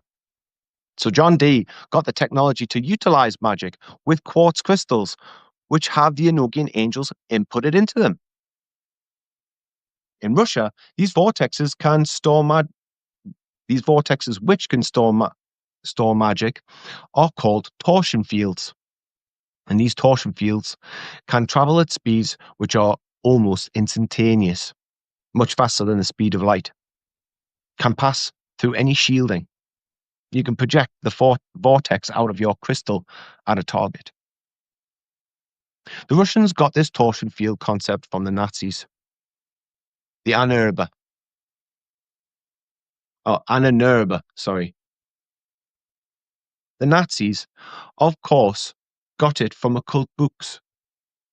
Remember witches dancing around a circle? I met the leader of the Wiccans, and he was a warlock. And he explained to me that the witches had wanted to stop people accessing supernatural spirit magic and had gone around to Stonehenge and other power spots and simply moved the vortexes of power, which they were generating, into psi space, and then moved them into other locations. So you get a coven of witches. Then they do a ritual, which would have to involve a ritual sacrifice. The power of a child murdered in a black mass can open up a big anti-clockwise vortex. The luciferic force, which when you input into Stonehenge, which is a big clockwise vortex to produce loads of energy from the Stargate there, you can see that it will cancel out the vortex from Stonehenge. When you get a clockwise vortex and an anti-clockwise vortex, they cancel each other out, which means that it is very easy to move the vortex. So the circle of witches can then move to another location. And at the location of the estate of the Wiccan, they can then simply hold hands, move the power around in a clockwise direction, dance around in a clockwise direction, etc. They then can store the vortex in the estate of the Wiccan, so when people go to Stonehenge, there is no vortex there, because the dead child's soul acts as a block. So when the vortex tries to manifest there, the dead child's soul blocks it, and it's instead diverted to the estate where the Wiccans have set up their power circle. So instead of having to travel to Stonehenge, Avebury Ring, Glastonbury Tor, St. Michael's Mount, etc., you can go there, but you will get no vortexes of positive power or magic, because all of them have been moved by the Wiccans and moved to estates of the Illuminati, so that the Rothschild family, the Duke of Kent, etc., have stone circles in their estates, where the power of these power spots has been diverted to. They've been very, very busy all around the planet to power the circles, all powered by the magic from the Stargate power spots, which are all over the planet and have been carefully collected and moved using the black magic of the Illuminati. You need a key to access it. If you don't have a key, it doesn't exist. Where is the key so you can open up the magic generator? It's in your bones. Your bones have a certain frequency and produce the key. So when you pick up the crystal, the vortex within it is linked with your bones and swirls around you so you can use the magic. But anyone else who picks it up gets nothing because the vortex doesn't exist for them because they haven't got the key. All of this power, which the Wiccans, Illuminati, have been carefully collecting and moving because they don't want the average person being able to use it, because they wouldn't be controllable. They would be spiritual, and spiritual people would not acquiesce to austerity and the kleptocracy that is endemic in the world. So making magic is unacceptable to the 99%, is mandatory in the world we live in. It isn't that magic doesn't exist. It's just that great pains have been gone to make sure that all the magic in the world is unavailable to people like you. That means that you are defenseless against magic users who control the magic.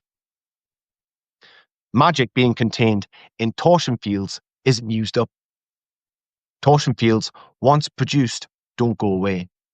They simply stay there. Unlike normal energy, magic is infinite and immortal and remains and simply does things, but isn't consumed by doing things. The world is magical, and magic does things. That's its nature. And unlike electricity, it isn't consumed.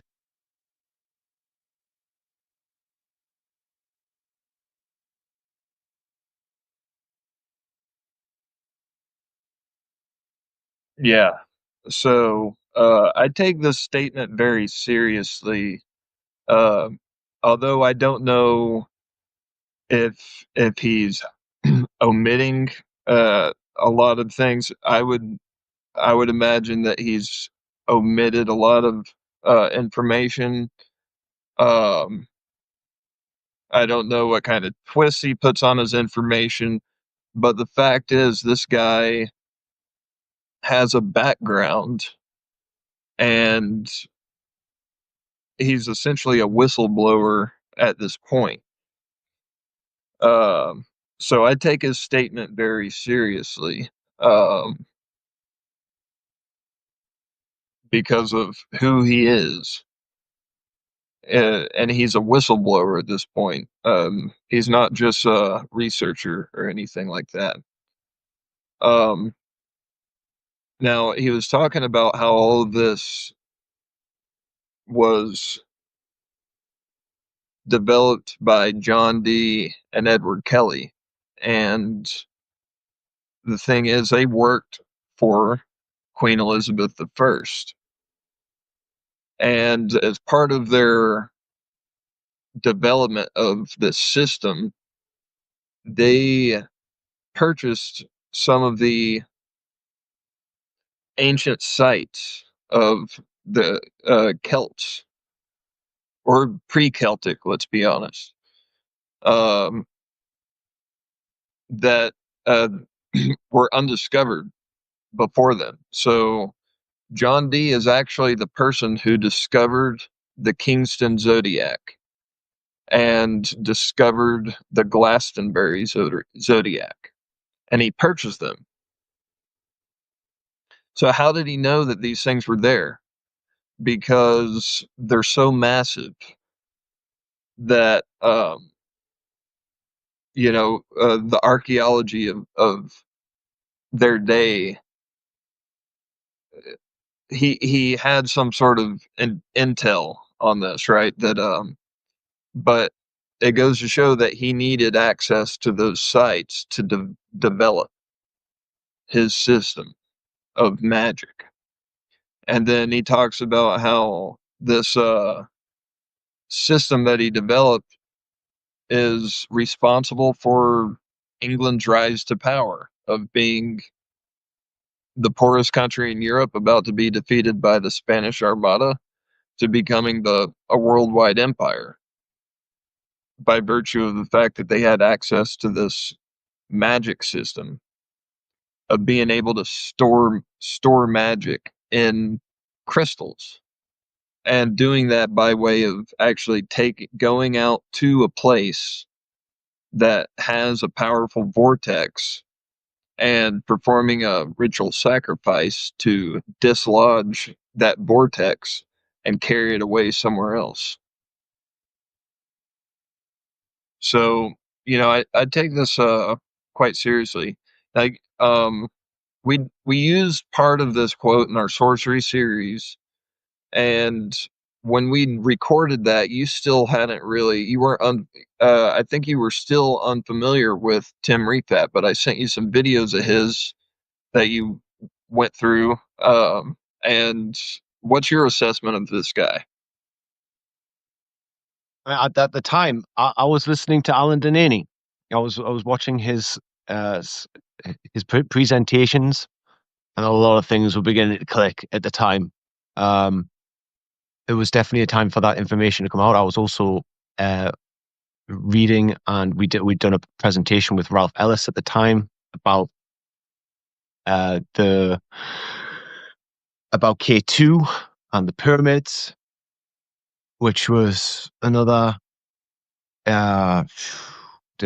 felt like and a whole other area had been opened up to me to explore in regards to the Commons Beaumont's work, but then just totally going off and seeing how the rest of the world could have influenced the Atlantis, or how Atlantis could have influenced Egypt, and even strange goings on in the Himalayas.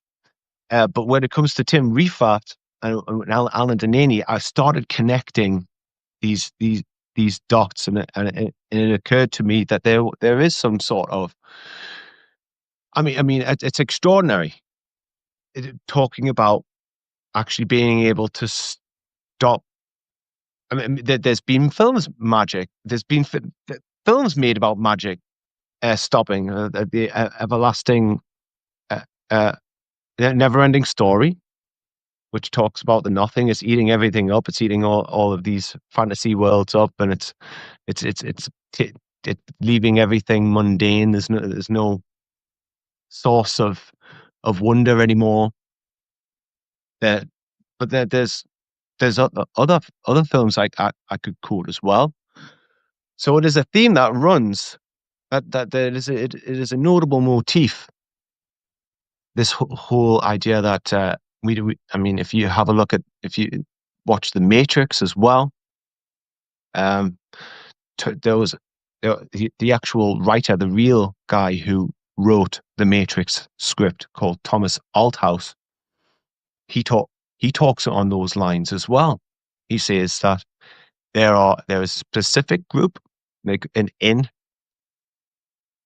So I was getting a call there, and in the original script, they're called the Immortals, and you have to be in their group to be able to access the abilities, the same abilities that Neo has, and his ability to change reality with his mind, to manipulate reality with his mind.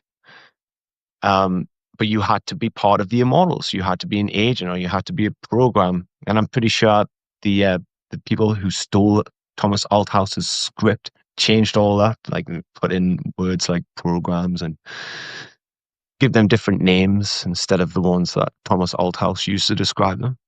But But we could see probably the future. we tell people the actual background of who Tim Rifat is, what his background is. Yeah. Tim Rifat says he is an ideological descendant of John Dee. He says he was schooled by Colin Blythe, who basically was the real 007 at that time, and he became the new Tim Rifat became the new 007,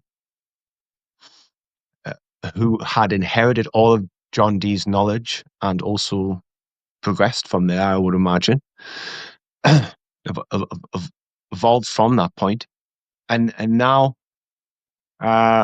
he sells his psychotronic crystals so that people can tap into their own magic. I mean, I haven't followed it up. Is that about right? Is that what he does now? He's a magician who sells Well, I mean, magic. he even admits that. I wouldn't phrase it quite like that. He even admits that he's basically still in control of whatever crystal he's selling to you. So why would you get one from him? You know, if yeah. Um, what do you think about his sense of humor? I think he's got a brilliant but twisted sense of humor. What do you think?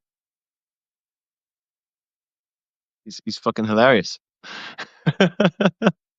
The guys who are doing the videos, he's just constantly insulting them and just calling them like fucktards and things like that.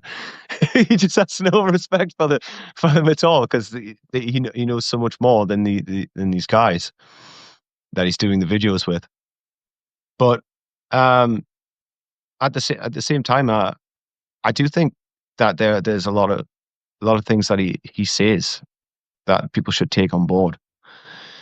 The idea that there are really heinous rituals being done in order for a specific goal. Now, the way it's been sold in the media, in mainstream media, is that it's just a thing that you do to pay tribute to your god. You know, or you're opening up a portal to another universe or some crap like that. You know, many different ways that they've tried to sell this idea, but they haven't really talked about how there are films that kind of hint at it, but they do it in picture. They don't do it. They don't say it explicitly what's happening. But the idea that they're blocking certain powerful positive vortexes, ancient ones that used to be places of healing. There used to be healing sanctuaries. Avebury, for one. And it even had a point in the Avebury complex where it was called the sanctuary, and almost like, yeah, in if you look at it from the top view, it looked like the head of the sperm, almost, of the complex, like the head of the dragon, almost. So I gotta think, yeah, that there's a science to this. Just like when you lift up the plug from the sink, you're going to see a vortex of water until the water disappears.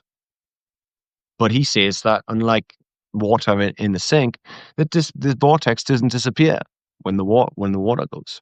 When they pull the plug, they just simply moved over the vortex as to where they wanted them, where it would be most beneficial to them. One thing that Tim Rifat does say, though, is that they can't fully access it, and that he has the access to it, and that he's and that certain famous stars have purchased his, or taken on board his magic and are using it. I think he mentions, I don't know if this is a joke. I'm thinking probably now that it is, now that I'm bringing it up. And he said that Taylor Swift is using his magic. Maybe even using his psychotronic crystals. So maybe there is a sort of a you got to So take him with a pinch of salt. This guy, but who knows? he even talks about and we should wrap it up here pretty soon. We can leave maybe the last quote for part two. But he also talks a lot about like the war between Taylor Swift and Katy Perry. And it's like because all of their music videos are encoded with Kabbalistic associations, and in their society and the Illuminati society that these pop stars are a part of, um, they make their moves in very tight conformity with Kabbalistic symbolism and ritual. So he even breaks down an entire music video of Katy Perry's where you can only decode the video if you have the Kabbalistic tree of life superimposed on the screen of the video. And then when there's something happening in this corner of the screen here, you have to associate it with that Sephiroth. Or if there's something going on in this corner of the screen here, you have to see which Sephiroth it's in. But he says that Taylor Swift is um, the head of the Illuminati, uh, and it's demonstrable through all of her videos and everything. And you can tell who's superior to who by decoding it this way, and that there actually is like a rivalry. And when they come out with new videos, they're actually trying to magically tear the other person down. And a big part of it has to do with what he contends is that when new members join, uh, most of these societies are based off of Golden Dawn rituals, and all of the rituals are based off of Golden Dawn formats. And he says that um, because there's a book by Arthur Edward White called the Holy Kabbalah, where it's the only book that has the tree, um, where the left pillar, where what people think is the left pillar is on the right side and the right is on the left, but every other book depicts it the opposite way. And he says, but that's the correct way, is the way it's shown by Arthur Edward White in this one book, and every other book is using it the opposite. And he says that by doing rituals with the systems that use it and the reversed format, it actually lowers the frequency of the person. It fucks them up. He calls it the meat grinder.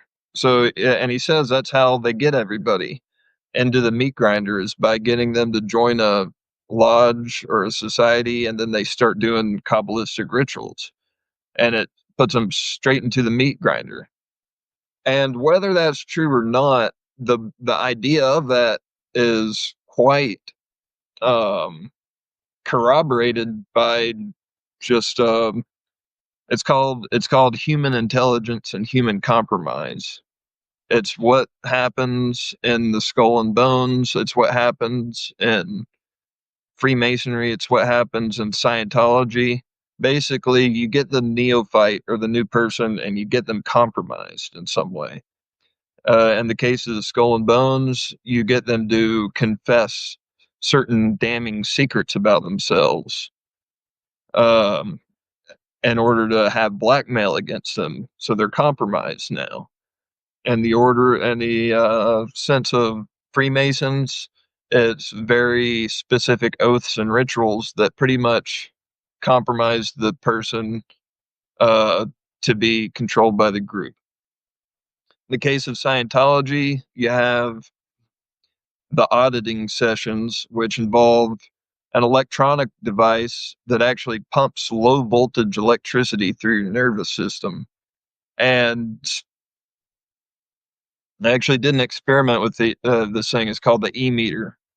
And when you hook up the e-meter to steak, like a rare steak, uh, cut the steak in half. The side that's left by itself and the side that's like hooked up to the e-meter, it shrivels that thing into nothing. So you have the new members of Scientology holding these things for hours, and it's constantly pumping this electricity through them. But what Tim Refat says is that the effect that doing these Kabbalistic rituals has on the person by virtue of the fact that they're using a format where the male and the female sides are switched. So that actually changes things up a lot, because the whole flow of how, you know, um, he says it basically, he calls it the meat grinder. So I don't find it too far fetched, because if Skull and Bones has their meat grinder, figuratively speaking, the Freemasons have their meat grinder, and the Scientologists have their meat grinder, why not a magical society? Why would they not make you do a ritual that would put you through the meat grinder?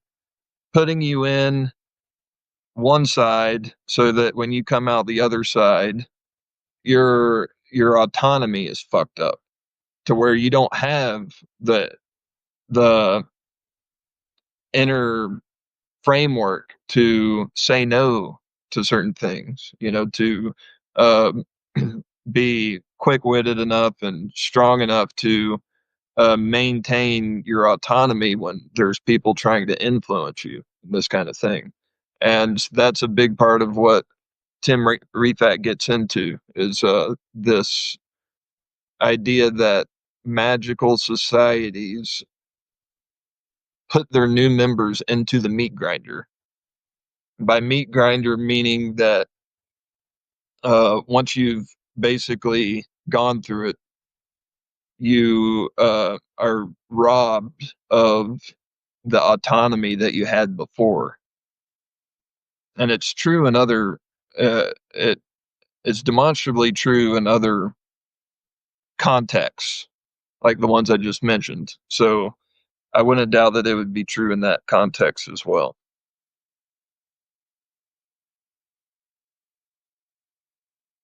What I find interesting is that, yeah, the the Romans seemed to know what they had.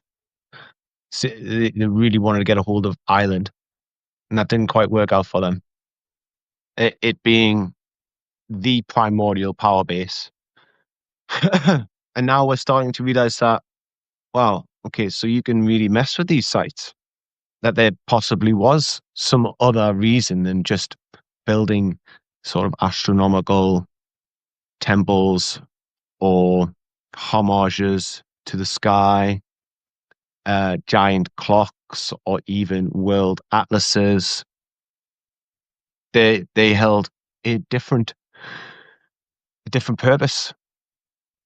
Who knows if this is correct? And yet we know from the Romans that they tried to cut off one half of, more or less, one half of Britain from the other. And why would you do that if, if there wasn't an important, I mean, you want to control the trade. I understand that. I mean, that cuts off one lifeblood. Let's sort of stay on the ground with that. Let's be realistic. It was about trade, but it also has to do with cutting people off from their holy sites, from their pilgrimages. I do believe that the prehistory guys on YouTube, they're a channel that visit various stone circles around England and Britain, and they were talking about how some of the stones from, I believe it was either Avebury or Stonehenge, The stones were taken from the Cheviots in Northumberland.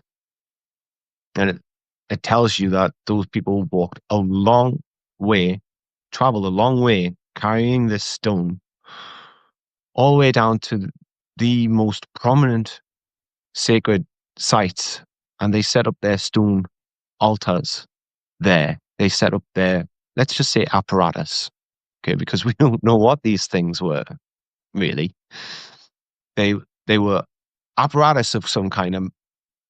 Let's go off from what we've been talking about earlier. They were apparatus of some kind, and this apparatus helped this people to operate. And as I said before, there's parts of April which are actually called the sanctuary. There's things about them that about the location, about the arrangement of these stones that are, there's something, for lack of a better word, organic, ergonomical, something that tunes into the human body, but as well as the earth at the same time. Various minerals. Tim Refat talks about the importance of crystals and the importance of vortex and the way that these, let's say, ethereal or organic even,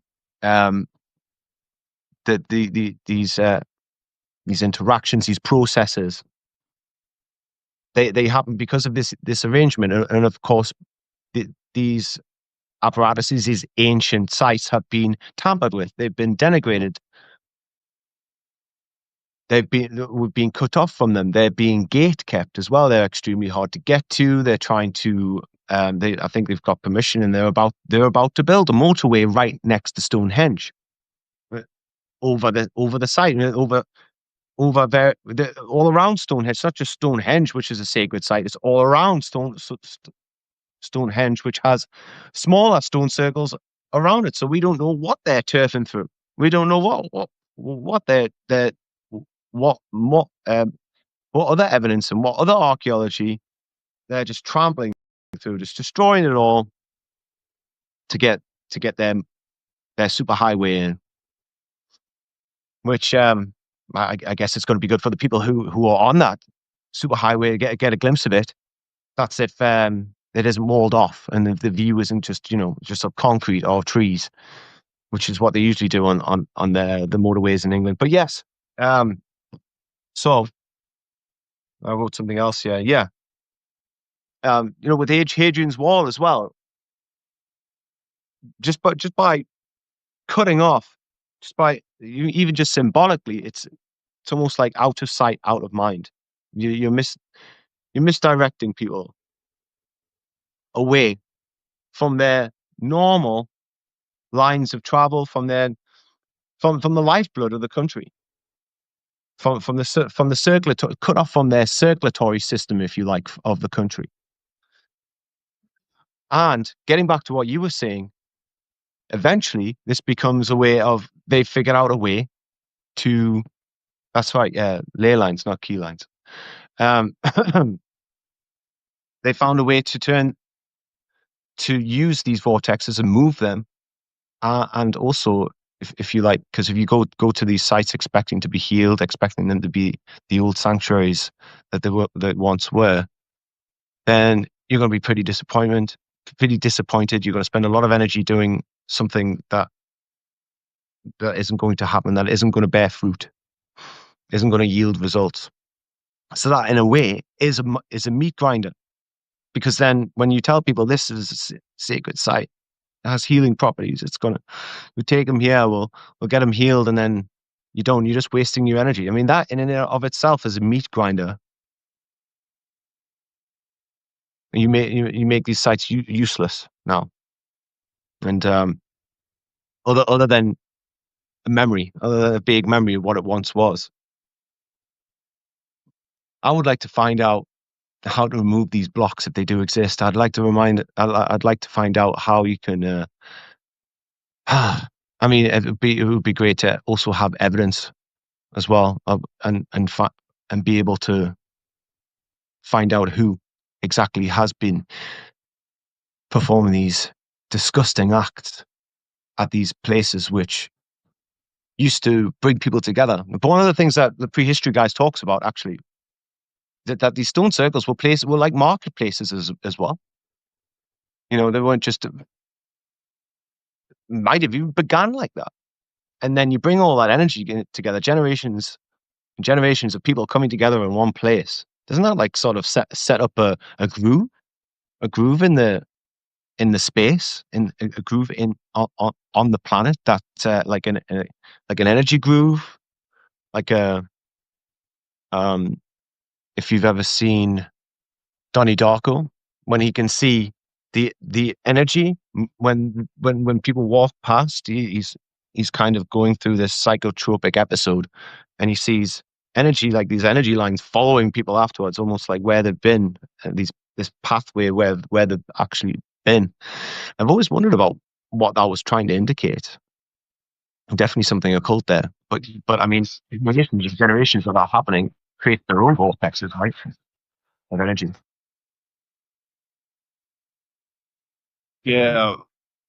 Well, we have a lead. We have leads on who's moving these vortexes, and it's like he said, when you make a torsion field, it doesn't just go away. It's not like electricity that gets used up. It's something that stays.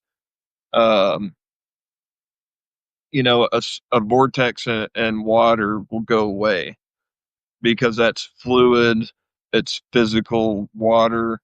It follows most of the assumptions of Newton about an object in motion. She'll stay in motion, kind of thing. But Wilhelm Reich discovered that orgone stays. You can change the way orgone moves, but then it'll stay like that, or it will tend to stay like that until it's disturbed into some other direction. So it's a property of that type of energy, whether it's space gases, like Walter Russell talks about, elements lighter than hydrogen. That picture we looked at the beginning of our interview, the video showing the vortex around the Earth, or orgone in general, behaves a little bit differently than matter. So where is these torsion fields really having a effect? Should we understand it in Einsteinian terms, relativity? I would tend to not think that would be a fruitful way to look at it. Think there's more in the idea of the ether, the cosmic ether. You know, um, we can get into that another time, but we have more on this that we're gonna come back next week, and the story continues up to the present day at things that are going on our streets right here and now. And we're going to be getting into that next week. All right, just quickly. Russ Viking says places of power, stone circles, pyramid line nodes under cathedrals.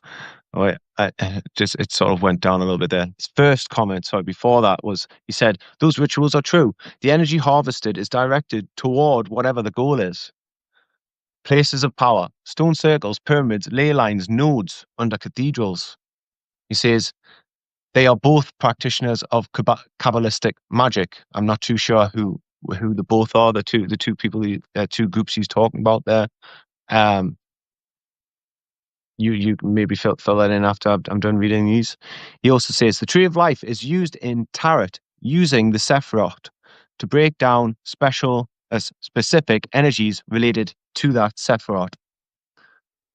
And he says the OTO, Golden Dawn. Sorry, forget that last one. I misunderstood that last comment. So he says, so you have the Ein Sof. Then it sounds like they're switching the Chemish and the Shekinah. This practice is used in most of these societies, along with a mock death ritual. Again, I think he's talking about Kabbalah there. And he talks more about Kabbalah here as well. He says, Chamash is male, Shekinah is female. They are switching the male and female principles, just like vaccines have male cell lines given to females and vice versa. I think this scrambles your autonomic nervous system, which affects the vagal nerve response, flight or fight. And yes, I was talking about Hadrian's Wall before. He says, I think they are tapping into these energy lines and redirecting flow to work against our natural relationship with our physical reality. They are doing this today with key and with ley lines and dragon lines. Michael Gibson YouTube channel is dedicated to this subject. Oh, Michelle Gibson. Very, very good points. I'm not too well versed in Kabbalah, but I did understand some of the references you were talking about there, Russ. We don't have time to talk about it today. Thank you for your comments. They're always very helpful, and really it helps us to see if we are coming across in an articulate manner. If we are still finding our feet with this subject ourselves, me in particular, I need to do a lot more research, become a bit better on it. But thank you all for being here, for participating. Caleb, it's always great to have you here. If you haven't subscribed, do it now, please. Take out paid subscription. It would mean so much to me and would help keep this going. I will be restreaming last week's stream on YouTube tonight, and I'll be restreaming this one sometime soon. Check out my new article. Check out Caleb's site, vanhelsing.com, vanhelsinglibrary.com, and we will see you on the next one. Have a great night. See you later. Take care.